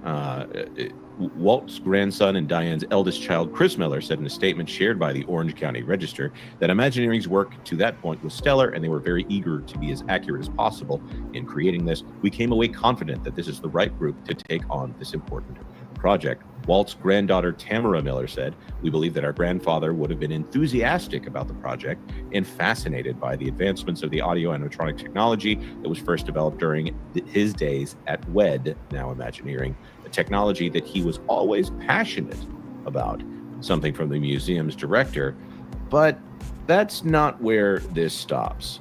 Here's the big however. However, Joanna Miller, who we referenced before, another of Diane's children, quickly spoke out against the show, saying, "I'm overwhelmed with disgust and anger. Mom would be ready to fight. I think it shows a lack of respect for Grandpa," and started a letter writing campaign since then to abandon the robot of Grandpa, that the animatronic would be an imposter and they are dehumanizing Walt. According to Joanna Miller, retired Imagineers have told the current Imagineers that creating the animatronic is out of bounds. And here we go, in all caps. "Most importantly," Miller wrote, "I learned that Grandpa told Sam McKim that he never wanted to be an animatronic." Vash, I've got an idea. Why don't we build a Bob Iger animatronic? Yeah. And then we can have it say whatever, we can use some archival recordings of Bob Iger so that it will only say things that Bob Iger has already said. Jesus Christ. And then we know that it could never be used in a disrespectful way that would be against the wishes of Wow. How about that? I mean, I think it's a very interesting idea. You might as well, at least in that case, Bob Iger would still be alive. So I would assume that he'd have at least some say into what he said. Now you're taking somebody who is the founder of this company, somebody who's been long past. By the way, yesterday was his 123rd birthday. I don't know if you knew that, Joe. Oh, wow. That was pretty cool. And this is how they honor him on such a day. They announced that he's going to be represented in audiomechanic form on May 16th of next year. I'll say this, Jonas. Joanna Miller has been on a tear to stop this from happening. Here's the original Facebook post in which her words were sourced from on the article we just looked at right here. Oh, Mari Scalar, of course. I'm surprised that Tamara was in support of this and just suggesting that Walt would be, he'd be enthusiastic about this idea. So let me pause it and let me see. Can I zoom in on this? Okay, here we go. From Joanna Miller, I would appreciate support to convince the company to abandon the robot grandpa. If you feel the same, perhaps write letters. Most importantly, I learned Grandpa told Sam McKinn that he never wanted to be an animatronic. Thank you, Matt McKinn, for first-hand proof. Mari Scalar taught the Imagineers that he knew Grandpa's wishes. John Hinch. The idea of a robotic grandpa to give the public a feeling of who the living man was just makes no sense. It would be imposter. They are dehumanizing him. People are not replaceable. You can never get away with the casualness of his talking and interacting with the camera, his excitement to show and tell people about what is new in the park. You cannot add life to one, empty of the soul or essence of the man, knowing that he did not want this, having your predecessors tell you that this was out loud. So sad and disappointed from Joe and Miller there. Like I said, this is a very tricky situation because, people do want to be able to experience Walt. And of course, we do have archival footage. We have the Epcot film. We have the Wonderful World of Color. We have the broadcast of Disneyland 1955, which they call Black Sunday, not because there wasn't any black people there, but because the asphalt was not formed and there was high heels into the asphalt, and they had to decide whether they wanted restrooms or drinking fountains. So yeah, the history of how Disneyland started wasn't the best. And like I said, this clip here, let me see if I can pull up this clip here.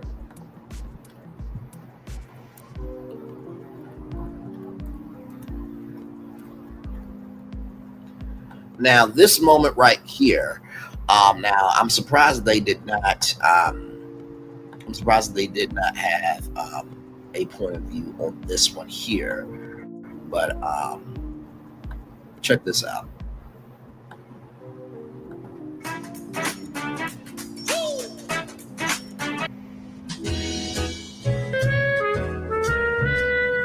It was actually my third outing as Walt on Dapper Day. We saw the line for Mickey, so we stood in line like everybody else. The cast member at the time is walking through the line. He's saying, well, they're going to cut off the line. He looks at me and he goes, come here. So he moves us over by the door jamb in front of the Mad Hatter shop. And they literally wait for Mickey to go through his line, and they direct Mickey over to me. And then you saw what happened. Mickey stops and literally is staring. And I literally almost did this. And then Mickey snapped out of it. And then you saw the hug. And that hug was a long hug, as hugs go for the characters. It was extremely genuine. That cast member was stunned.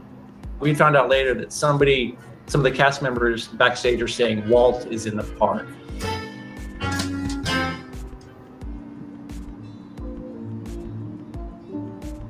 I was diagnosed with cancer in 2018.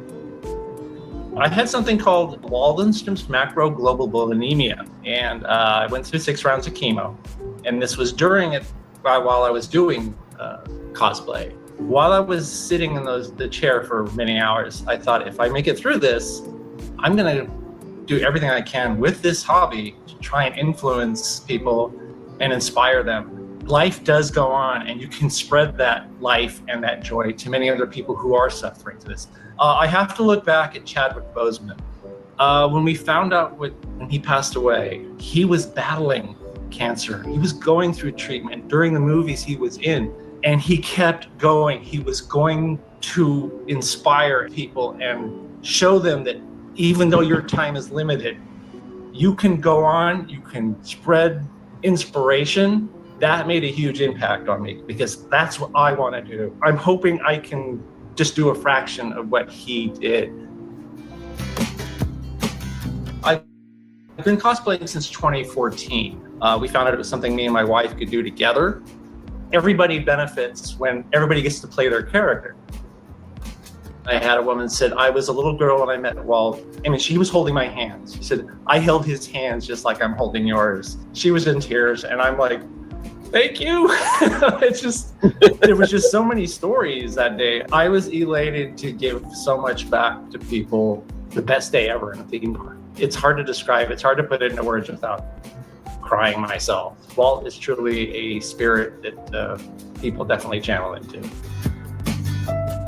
So, you know, to me, I look at like this, right? If this man right here, Bill Burns, can dress up as Walt Disney in Disneyland to cosplay Walt Disney, and all of that magic and wonder and joy could inspire all those people, that I think this animatronic can actually do some good.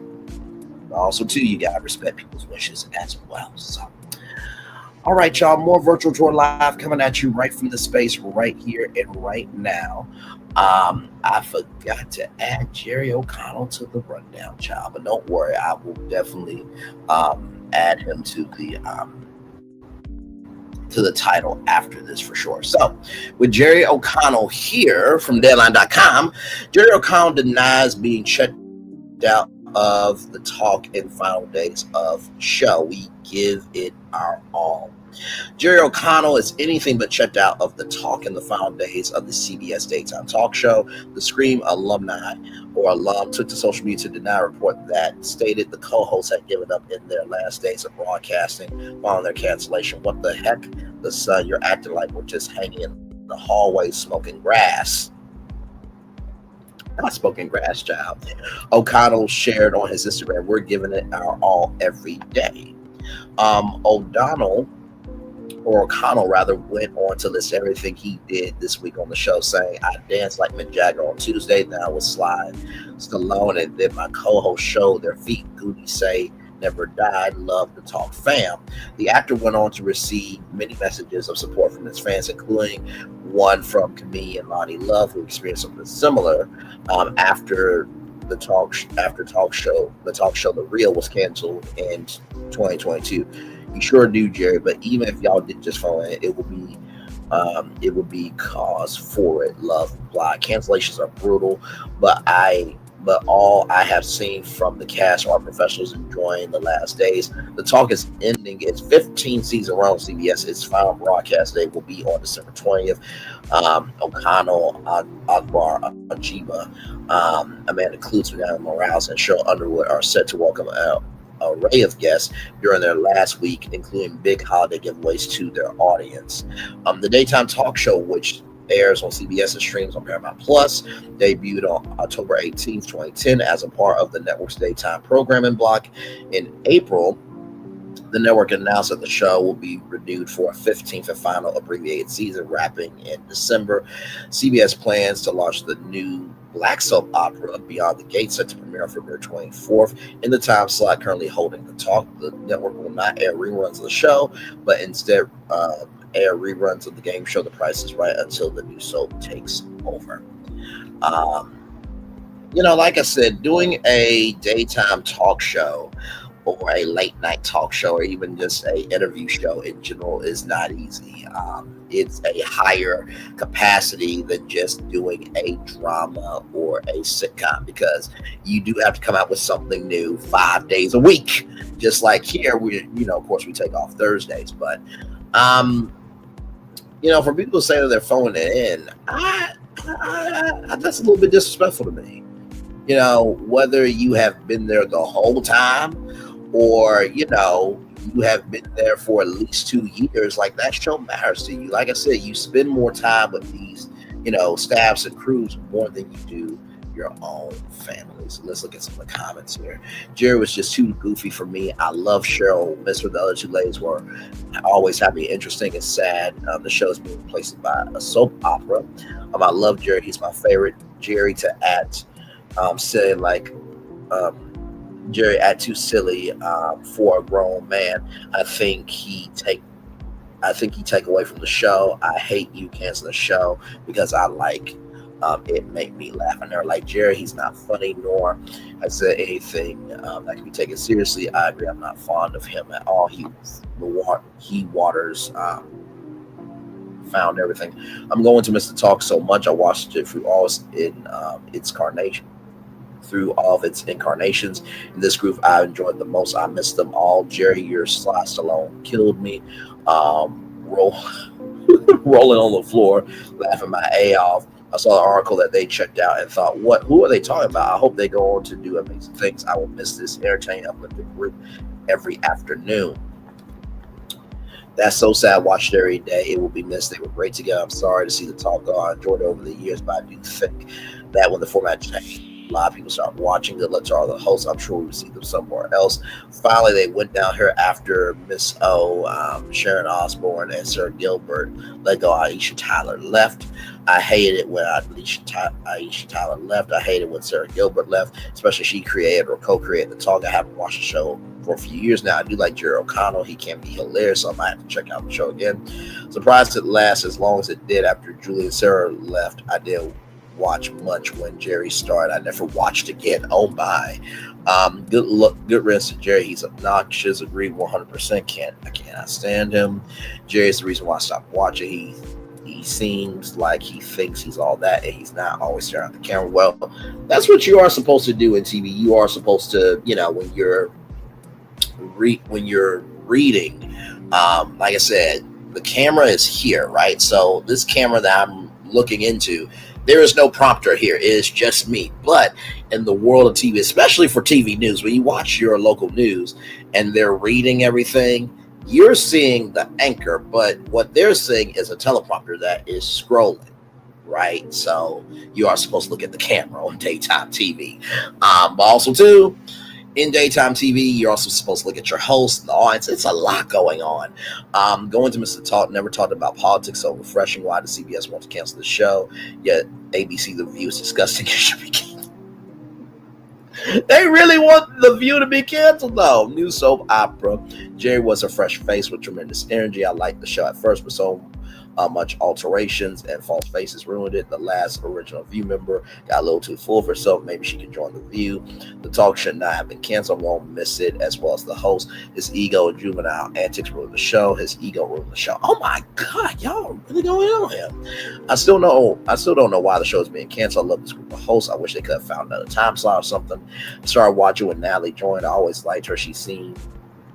Since she's very grounded for a talk show, I will enjoy and miss. I must admit there are times that Cheryl gets on my nerves being so crazy. I wish all of them the best, all talented, won't go hungry. I won't be watching this soap. I do watch The Young and the Restless. That's my only soap. In my opinion, I think the network made a mistake. I really hate that the show was canceled. I watch when I'm able and tape when I'm busy. Love everyone there. Have watched over the years and feel that these are the best group of hosts. Agree. I believe CBS is making a huge mistake by canceling the talk. Really don't need another soap opera. It will not survive. CBS should really suck. Oh my God, canceling shows that get the best results for you. I don't like the talk. All they do is show off. Accidentally saw the show once and immediately said, what the hell is Jerry O'Connell doing on this show? It looked like he was a more subdued version of Richard Simmons. Rest in peace to Richard Simmons. He looked like he was an outplaced fake talk show host. All these sit-around shows suck, especially The View, just giving rich liberals giving their opinion. Totally agree. Never watched because he was on, especially when he put down his wife, ex-husband, believing he could never feel in his shoes. Glad the show is done. Hateful comments. What is wrong with you? I agree. A lot of hate. We haters all were great. Jerry was cool. I was in the audience in February 2016. I really enjoyed myself. We watched since day one. I wanted to come back before the end. God bless. I want a beautiful watch on the show. This cancellation was a mistake. The only talk show that I watch is The Talk. I don't watch soap operas. I don't watch the other talk shows. Count me out. Soap operas, Young and the Restless messed up my life in the 80s. Programmed my daily activity, so I didn't miss an episode there. So there were no DVRs to record and watch later. Forget the soaps. Live talk shows are better entertainment, fun to watch. They also are more. They're also more cost effective. I'm sorry. I'm sorry to hear about the show being canceled. I love Jerry coming on stage having fun. Sometimes change are good and at times are not. Talk show hosts it's fun to watch. We need fun and laughter in our lives, given the current mess we are facing in the country and the world. Serving God, enjoying laughter with the hosts of the talk is great. And I and so many others, seniors, will miss the show. So as you see here, it just keeps coming and coming. Now I will say this, right? When it comes to, Beyond the Gates, this is the first black soap opera since generations. I do want Beyond the Gates to be successful. And I didn't know the talk had this much love. I watched the talk every so often. It wasn't my daily thing. Like, my daily thing was GMA3 with Sarah Strahan Kiki. That was my show. I watched it every day, and then became GMA3, What You Need to Know, and Lord Jesus. But seriously, it says even here, I'm greatly impressed with CBS commitment to Beyond the Gates. Look, if the network did not give the 3 p.m. to the affiliates, the talk might have had more life. That is true. That is true. I feel that the 3 p.m. hour probably would have been a better slot for the talk. You know what I mean? And then, of course, that 1 p.m. slot could have been open. So very well said by the Coos. And thank you for recognizing the commitment, because it is a huge deal for a black soap opera to be on television. Let's see here.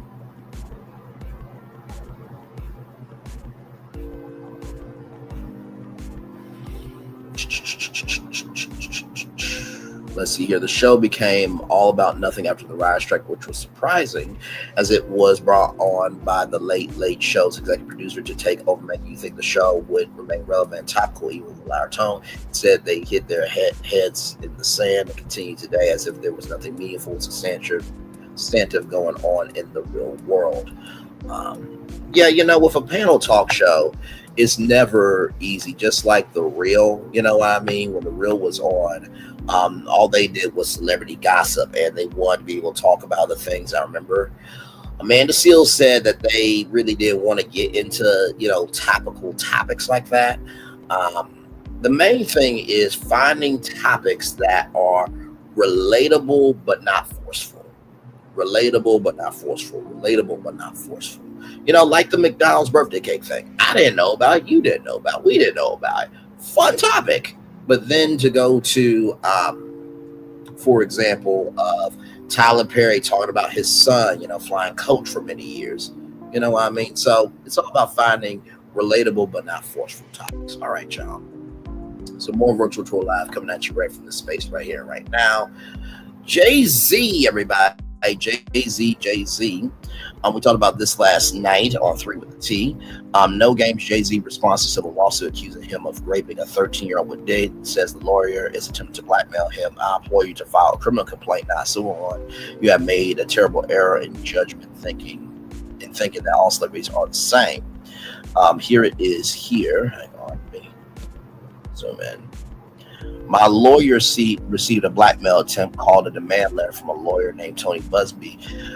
What he had calculated was the nature of these allegations and the public scrutiny that would make me want to settle. No, sir, it had the opposite effect. It made me only want to expose you for the fraud you are in a very public fashion. So no, I will not give you one red penny. These allegations are so heinous in nature that I implore you to file a criminal complaint, not so one. Whoever would commit such a crime against a minor should be locked away. Wouldn't you agree? These alleged victims would deserve real justice if that was the case. This lawyer, who I have done a bit of research on, seems to have a pattern of these types of these type of theatrics. I have no idea how you have come to be such a deplorable human being, Mr. Busby, but I promise you I've seen your kind many times over. I am more than prepared to deal with your type. You claim to be a Marine. Marines are known for their valor. You neither have honor nor dignity. My only heartbreak is for my family. My wife and I will have to sit our children down, who one of whom is at the age where her friends will surely see the press and ask questions about the nature of these claims, explain the cruelty and greed of people. I mourn yet another loss of innocence. Children should not have to endure such at their young age. It's unfair to have to try to understand explicable degrees of malice meant to destroy families and the human spirit. My heart and support goes out to true victims in the world who will now have to watch how their life story is dressed in costume for profitability by this ambulance chaser in a cheap suit. You have made a terrible error in judgment thinking that all celebrities are the same. I'm not from your world. I'm a young man who made it out of the project in Brooklyn. We don't play these type of games. We have very strict codes and we protect children. You seem to exploit people for personal gain. Only your network of conspiracy theorists, fake physics. I thought he meant fake psychics at first, but fake physics will believe the AI claims you have levied against me. That if not for the seriousness of surrounding harm to kids we laughable, I'm looking forward to showing you just how different I am. Like here, I knew he was next. Jay obviously playing chess, good move. Us as charities hate when we are lied on. It lights a fire side us, something nasty but professionally done to us. Though I'm not here to defend anybody, but if you're innocent, this is the type of response that you give. I will fully agree with that, brother. Everyone patiently waiting for this man to fall. Hope and pray he prevail every way possible. I look forward to showing you how different I am. HOV says find something safe to do. This is actually a great response, and I agree. I think that at the beginning, middle, end of the day, if Jay-Z didn't do this, this is the way you come out. You know what I mean? Because like I said, when I read for the first time, I'm like, he said this like he was on a track. And so, of course, Tony Busby responded, of course, right here.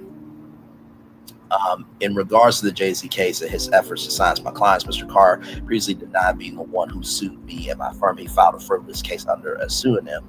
What he fails to say in his recent statement is my firm sent his lawyer to Mandler on behalf of an alleged victim, and that the victim never demanded a penny from him. Instead, she only sought a confidential mediation. Since I sent the letter on her behalf, Mr. Carr has not only sued me, but he's tried to bully and harass me. And this plaintiff, his conduct has had the opposite impact. She is emboldened. I'm very proud of her resolve.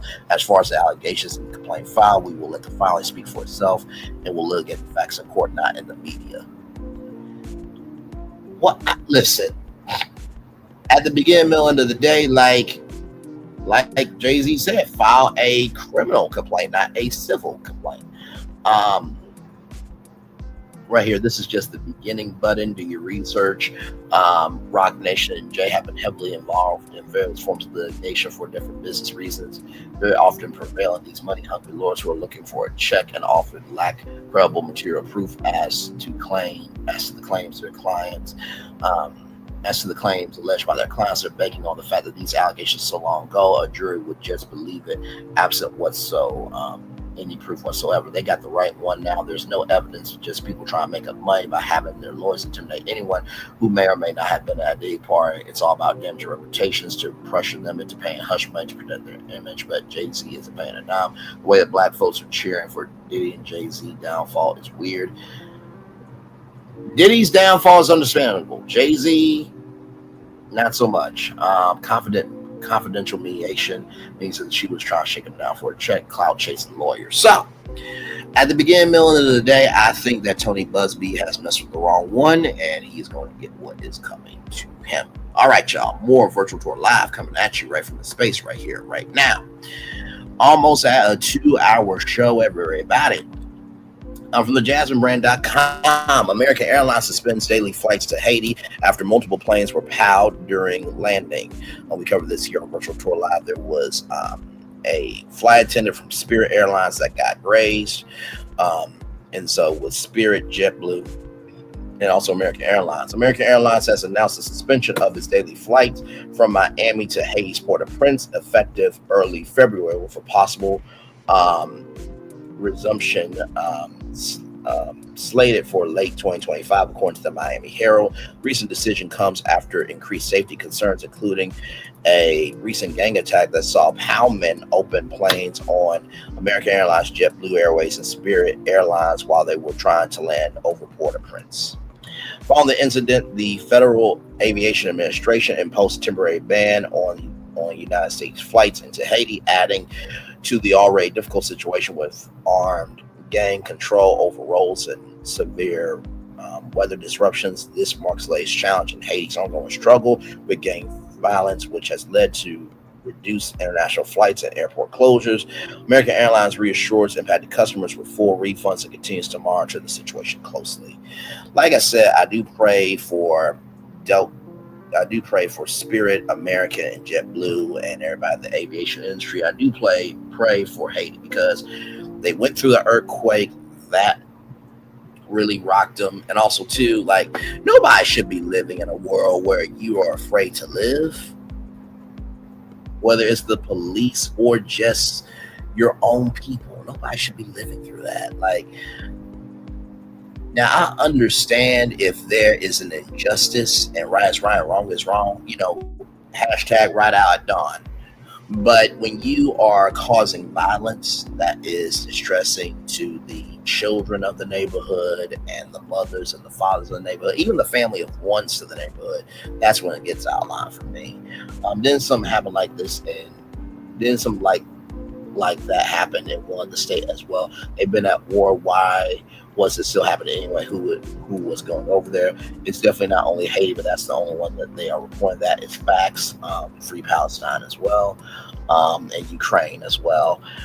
They said they can't come over here. We can't go over there. Like, do they really want to be cut off from the world where no one goes there? What's the point of attacking commercial airplanes? What family or friends on a flight? Then what if the bullet hits the pilot and plane crashes on them? Do people think about things? That's true. That is very, very true. All right, y'all. Prayers up to Haiti and to JetBlue, Spirit, and American. A very sad story here from Blavity News here. Dominique Brown passed away at 34 years old. Content creator influencer had a report allergic reaction at event. Dominique Brown, beloved influencer who became popular on social media as she shared her love for Disney, has passed away at age 34. Although her official cause of death has not been announced, E!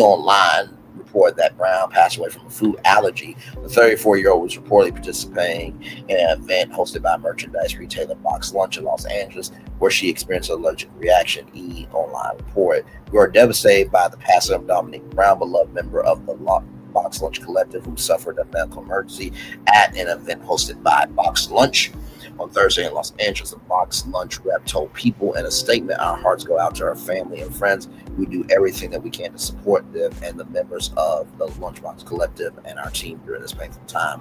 A People journalist who was at the Box Lunch event reported that 911 was called to the scene and Brown received CPR. Brown's brother Patrick Ramos expressed his sorrow when he commented on his sister's final post on Instagram. Hi everyone, this is P. Ramos 313. Dominique's brother Ramos wrote on the post on Friday. I wanted to take a moment to say thank you to her social media fam for showing her so much love and light. Disney did bring her joy, but it was unparalleled that she had found a community who loved her and Disney as much as she did. I will miss my sister and my best friend, that affectionate smile she always had. Thank you truly from the bottom of my heart. Heart emoji with a sad emoji here. And this is Dominique Brown here. Brown, who uses the username Hello Domo on Instagram, lived in Long Beach, California. She continued to show her love for Disney on November 27th, when she posted a photo of herself at the screening for Moana 2. Here it is right here. I think this was at the world premiere, if I'm not mistaken. It came through as Moana very nicely, child. All right now. So, yep, Los Angeles premiere right there from the El Capitan Theater.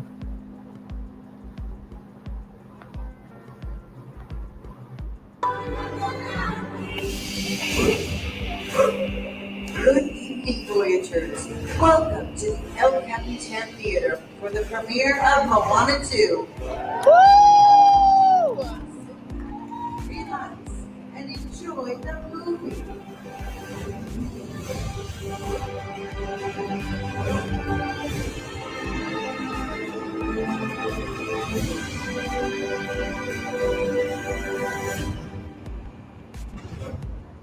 That was amazing. That was amazing there. As a part of her effort to bring inclusivity to the Disney influencer space, Brown co-created Black Girl Disney, with Mia Vaughn. Brown aimed to create a welcoming community for Black women who love Disney films and theme parks. The social media star often posted pictures of herself and other Disney fans at various parks wearing pictures of the brand's beloved characters. In June, Brown posted a tribute to Donald Duck on the character's 90th birthday. Happy 90th birthday to one of our favorite ducks, Donald Duck. She wrote, "Thank you so much at Disney Style for gifting me the best box with tons of goodies to celebrate the birthday boy." So here it is here. Hi friends. We got a really, really big package from the good people at Disney. Let's just get into it. Hello. Those are all. So as you know, we are celebrating Donald Duck's 90th birthday. Let's see what we got. That's a big box. So let's celebrate 90 years of Donald Duck in a quacktastic Disney style. I don't even know where to start with this. Okay, first, let's go with, we have a Donald Duck Funko Pop. Oh my gosh. Then we have this really cute Donald wallet from our universe. This is a shirt from Roosevelt. This really that's cool collared shirt. It's like a little. I didn't know Donald Duck was around that. We have a lounge fly. This is so cute. I am obsessed. So we have a lounge fly. Then, oh my gosh, we have a little Donald plush. Y'all, what the heck? Fanny pack. This Donald jumbo fanny pack from Stony Clover. And then, oh my god, this is so soft. Oh, is that blanket? What is it? It says Aunt Louie. Oh my god, wait. We have the Donald ears. I don't even know. I think they sell these in the park. Yeah, they sell these in the park. Oh wow. Charm, necklace there, earrings, or earrings there, or stuff. Thank you so much, Disney Style, for sending me this box. I love it. Thank you. That was amazing. And yes, that does happen. So y'all remember the Power of Joy Black Content Creators Summit. So I'm sure that Dominique was there as well. Brown also thanked all her fans for the love on November 12th as she celebrated her own birthday. All the emotions, and the one I'm feeling the most is joy. She wrote, "Thank you for all the birthday wishes so far. Y'all truly know how to make someone feel so loved."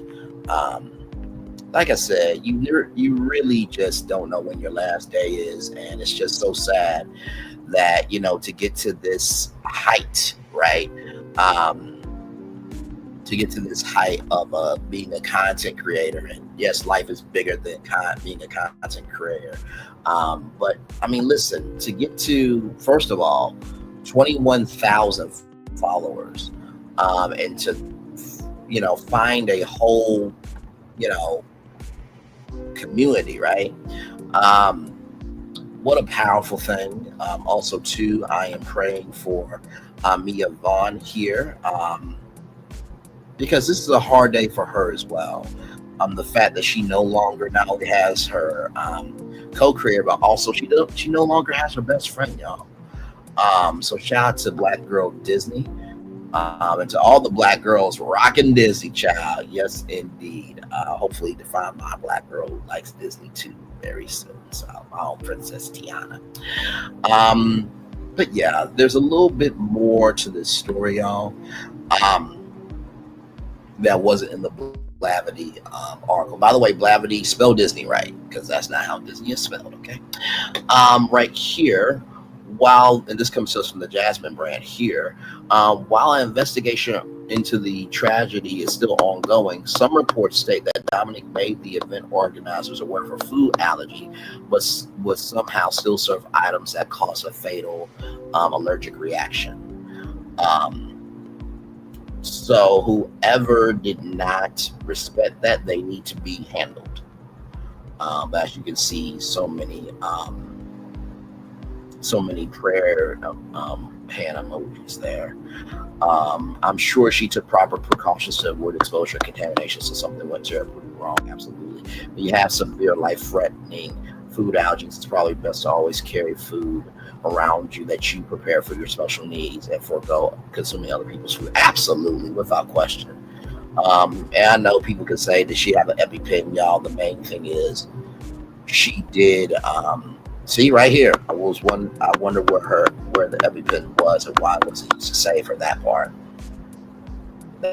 So no conspiracy theories, y'all. Just a very, very sad event. And I do hope that Disney honors her and her family in some capacity for sure, because to give so much to a brand, they need to honor her. Just like there was a young man that had cancer and passed away, and the parents wanted to put Spider-Man on the child's tombstone. And Disney did not allow that because that would be, disrespectful to the character. But Uncle Ben passed away, so Spider-Man, the character, would not have a problem with it. But, of course, Disney received a lot of backlash, as they fucking damn deserved. And so Disney gave like a hand-drawn portrait. No. Like, people have become connected to these characters and the thoughts and feelings and the range of diversity that people have and woven into their lives. Like, people have the right to feel how they want to feel. So y'all, those are all of our destinations, child. 2 hours, 10 minutes, and 17 seconds. I'm gonna turn on my camera now because we've done the whole show for over 2 hours. Woo, child. What a show for a Monday. By the way, y'all, I did see Carlos King. Apparently, child is going to be doing a Monday night show. So I know he will be getting a lot of viewership tonight, child, because he did delete that live. He did. Yes, indeed, he did, child. So, yeah. So, I think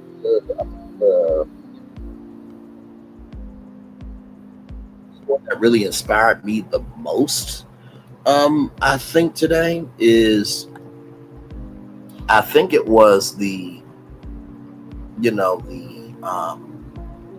Tyler Perry story about the new movie, the 688, I think. That movie really inspired me. I had no idea that was real, that Black women were over in World War II, right? So I think that really inspired me. I think the story that surprised me the most was probably the McDonald's, that the fact that McDonald's has a birthday cake that you can get. That really surprised me. I really had no idea. Jay-Z, standing on business. Very proud of him for coming out unequivocally and not making no games out of this. Very proud of him. Dominique Brown, of course, like I said, very, very sad, tragic event there. American Airlines, like I said, shout out to them for, protecting their staff and their crew and their customers and their consumers and their vendors. Because nobody should be going through that. You should not be on a plane worried about if you're going to live or not. You know what I mean? NCL canceling 73 cruises.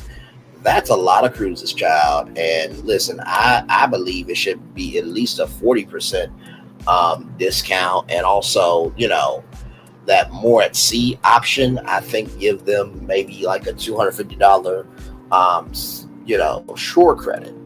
Or shore excursion credit, personally. And then Paramount, child. Paramount, y'all are being lazy in terms of not wanting to expand yourself in terms of content. So that's what I think about all of our destinations for today. 8 destinations, y'all.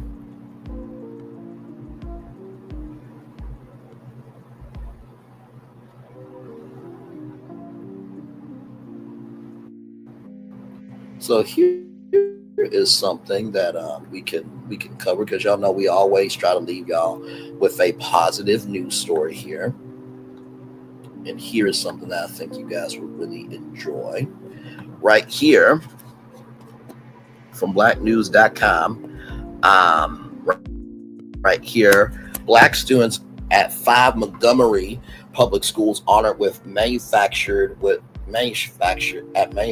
future with Hyundai awards night. Hyundai student fellows pitched their prototypes in a showcase that recognizes innovation. On Thursday, November 21st, approximately 200 middle school students on teams from 5 Montgomery public schools were selected to pitch their projects and be recognized as top Hyundai student fellows at the highly anticipated awards night for the Manufacturing the Future with Hyundai program, held at the Hyundai Motor Manufacturing Alabama headquarters. The event celebrated the innovative ideas of young minds from this year's second cohort as they address the challenge of designing sustainable and innovative mobility solutions for humans living in 2050. Child, not 2050, Jesus. Founded in partnership with Apple and the Alabama Power Foundation, Ed Farm is an organization that empowers educators, students, and adult learners to not only thrive in today's digital age, but prepare for tomorrow's advancements. The STEM, Science, Technology, Engineering, and Mathematics program at program Manufacture the Future with Hyundai, developed in 2024, partnered in partnership with Honda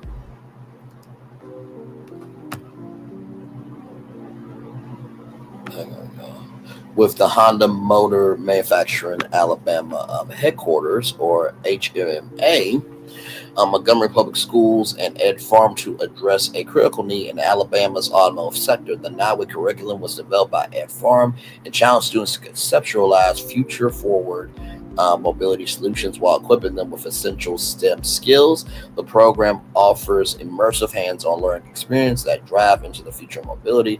The experience culminated with student fellows showcasing their innovative prototypes at a celebration of learning, and for the first time ever, the top 5 teams presented to Hyundai's automotive engineers and industry professionals. We're so proud and honored to have Hyundai and Ed Farm as our educational partners.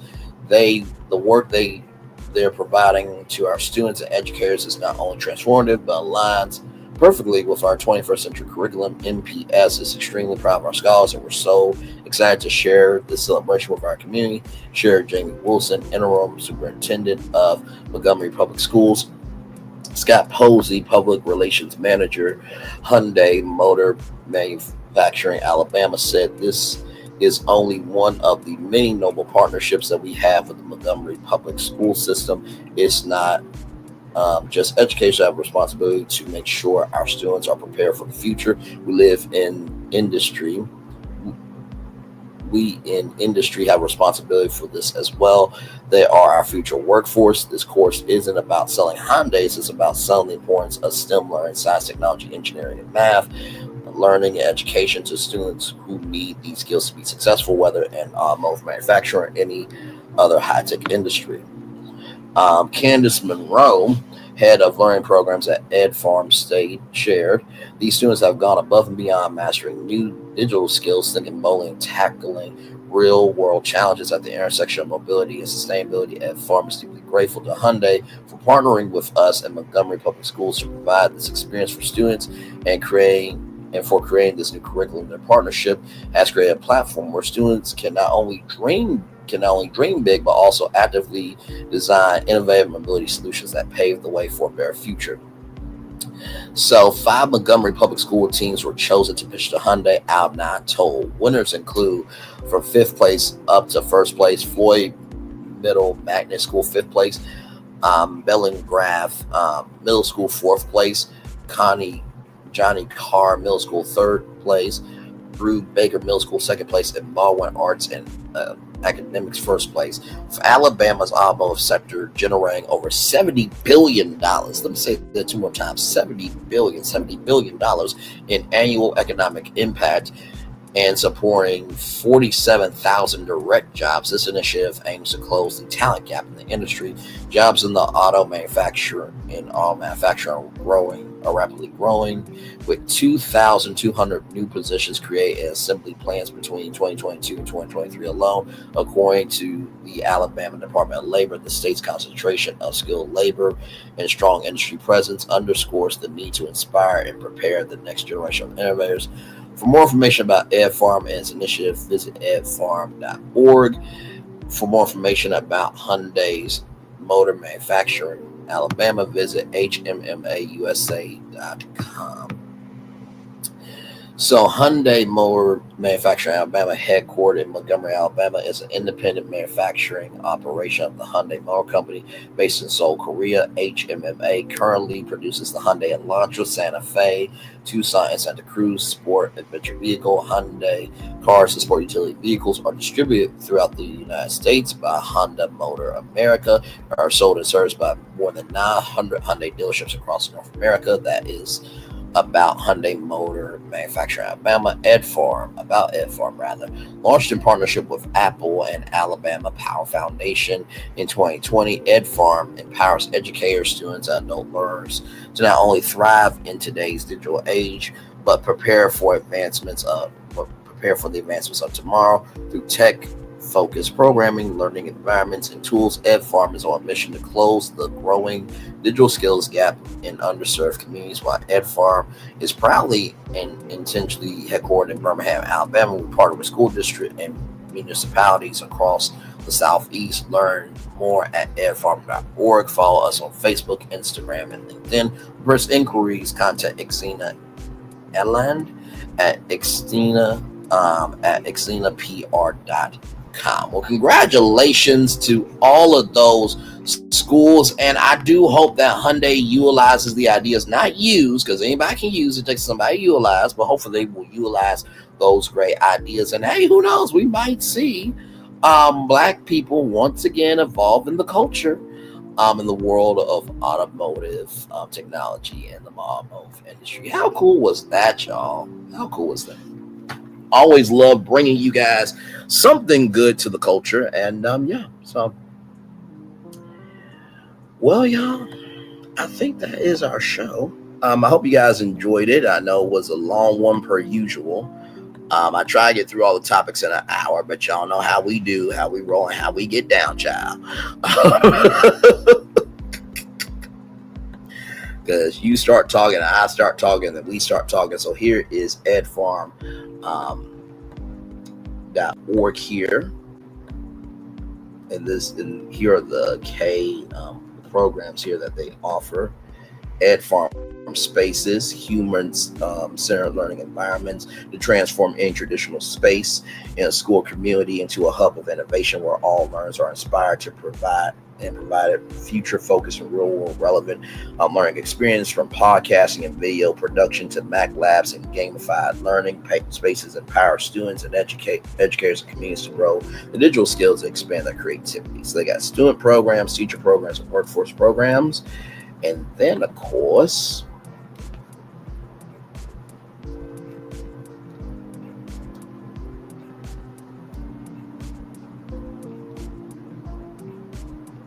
here it is here, the Hyundai Motor Manufacturing Alabama.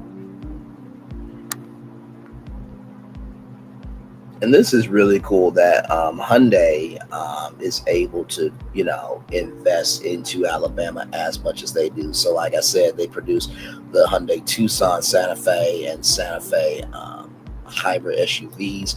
Our first ever Santa Cruz sport venture vehicle, and also the Genesis GV70 and the electrified GV70 SUV. So they provide employment for 4,200 people. Shout out to all 4,200 people. It is nothing more beautiful than seeing good people come together to do good things. Amen. They also offer tours as well. Tours may be made up to 6 months in advance. So there you go. That's pretty cool. And of course, as you see here, robotics tournament, they donate money to the food bank there in Montgomery. So good things there. So, all right, y'all, that is it for me. One love, much love, all love. Please enjoy the rest of your day. I will see you guys back here tonight at 6 o'clock for Queen's Court. So one love, much love, all love. Bye, everybody. Enjoy the rest of your day.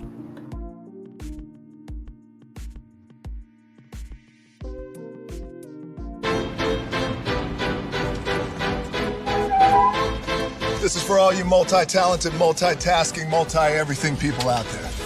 Take it away. Find your glory, write your story. Fearless feet will carry you.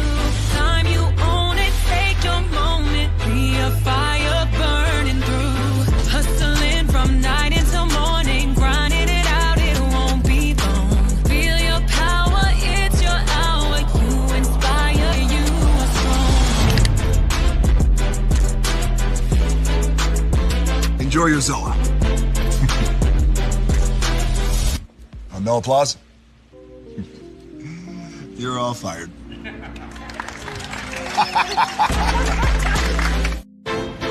Now that you've reached the stage in your life where quality television is important, Nubian TV is a black network that speaks to your lifestyle. Nubian TV is the world's first digital network devoted to the upscale and political lifestyles of black people. Nubian TV's programming includes politics, travel, fashion, food, automotive, arts and culture, civil rights, music, and more. Watch now on Amazon Fire TV, Roku, or watch globally at nubiantv.net. Nubian TV, it's what you want to watch. Now that you've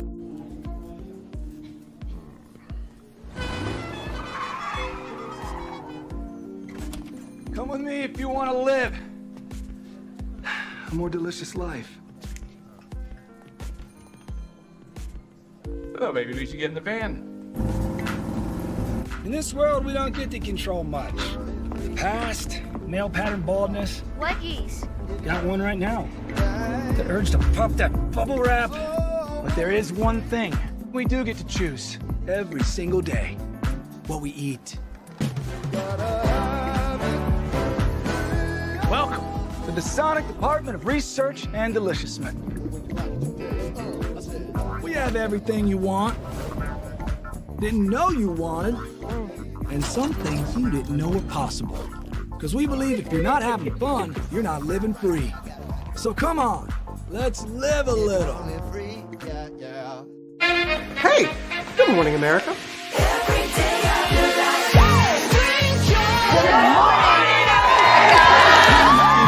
Good morning, America. Good morning, America. Good morning, America. Money! Are you ready? They are ready. Covering the biggest events in the country right now. There's a lot going on here. It's always a good time. That's what the show's about. That's good. Really good. Very good. Coming in hot, Jimmy, coming in hot. It's far from elementary. Oh. Good morning, America. I'm not going to try to strut like Michael or anything. I have known George a long, long time. Have you ever gotten him to dance? Look at that face. You don't just see it, you feel it. I'm in. I'm in. I'm in too. I'll be there. I am here and so happy. I'm in. I'm in too. I'm in. That tells you something when Snoop Dogg's in. Michael, George, Lara, Ginger. Hey! Open your eyes. Think of the one place you've always wanted to see.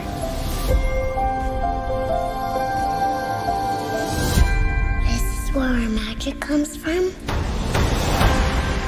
They say if you dream a thing more than once, Please, please, please. it's sure to come true. Everything you see exists together in the great circle of life. There are stories about what happened. It's true. All of it. In every job that must be done, there is an element of fun. I told you she was tricky. Life is full of possibilities. What do you want to be remembered for? The world is in our hands, and we gotta do something with it. I just want to say a word of thanks to all the artists, the workers, and all of you. The young and the young in heart. You helped make this dream come true.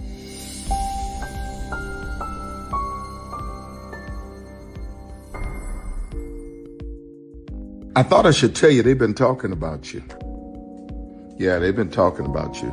They've been talking about the fact that They've done everything they could to stop you and everything they could to block you, but you still win. They've been talking about the fact that they have undermined your success and they have tried to sabotage your seasons, but you keep winning. They've been talking about the fact that even though they don't like each other, they get together to try to kill you, but you keep winning. They've been talking about the fact that you were voted least likely to succeed, but like cream, you keep rising to the top. They've been talking about how they tried to burn your world down, but like the phoenix, you rose from the ashes. They've been talking about you. And you know what they say? Oh, she's just lucky. He's just lucky. But no, you ain't lucky. You're anointed. You got something on you. You got favor on you. You got power on you. You were born to win. Now they can call it luck, but it's grace. They can call it luck, but it's favor. But whatever they call it, it doesn't matter, because you know what God calls you? Do you know what God calls you? A winner. I thought I should tell you they've been talking about you. Yeah, they've been talking about you. They've been talking about the fact that they've done everything they could to stop you and everything they could to block you, but you still win. They've been talking about the fact that they have undermined your success and they have tried to sabotage your seasons, but you keep winning. They've been talking about the fact that even though they don't like each other, they get together to try to kill you, but you keep winning. They've been talking about the fact that you were voted least likely to succeed, but like cream, you keep rising to the top. They've been talking about how they tried to burn your world down, but like the phoenix, you rose from the ashes. They've been talking about you. And you know what they say? Oh, she's just lucky. He's just lucky. But no, you ain't lucky. You're anointed. You got something on you. You got favor on you. You got power on you. You were born to win. Now they can call it luck, but it's grace. They can call it luck, but it's favor. But whatever they call it, it doesn't matter, because you know what God calls you? Do you know what God calls you? A winner. I thought I should tell you they've been talking about you. Yeah, they've been talking about you. They've been talking about the fact that they've done everything they could to stop you and everything they could to block you, but you still win. They've been talking about the fact that they have undermined your success and they have tried to sabotage your seasons, but you keep winning. They've been talking about the fact that even though they don't like each other, they get together to try to kill you, but you keep winning.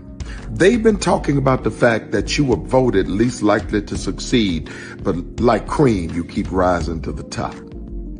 They've been talking about how they tried to burn your world down, but like the phoenix, you rose from the ashes. They've been talking about you. And you know what they say? Oh, she's just lucky. He's just lucky. But no, you ain't lucky. You're anointed. You got something on you. You got favor on you. You got power on you. You were born to win. Now they can call it luck, but it's grace. They can call it luck, but it's favor. But whatever they call it, it doesn't matter, because you know what God calls you? Do you know what God calls you? A winner. I thought I should tell you they've been talking. Caesar. Just look at him. Politician. General. Author. Ruler. Man.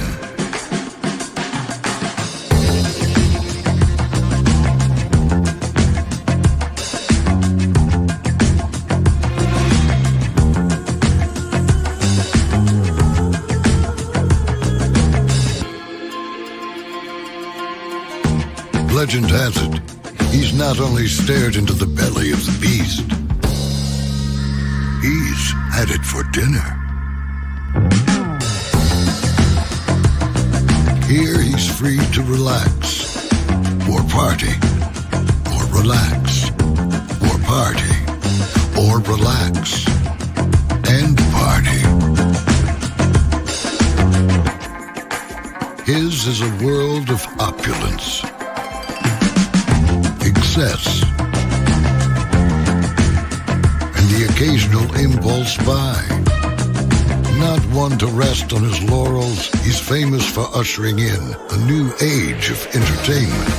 So, for anyone seeking a place where the sun never sets on a good time, all this awaits. I am Caesar, and I approve this palace.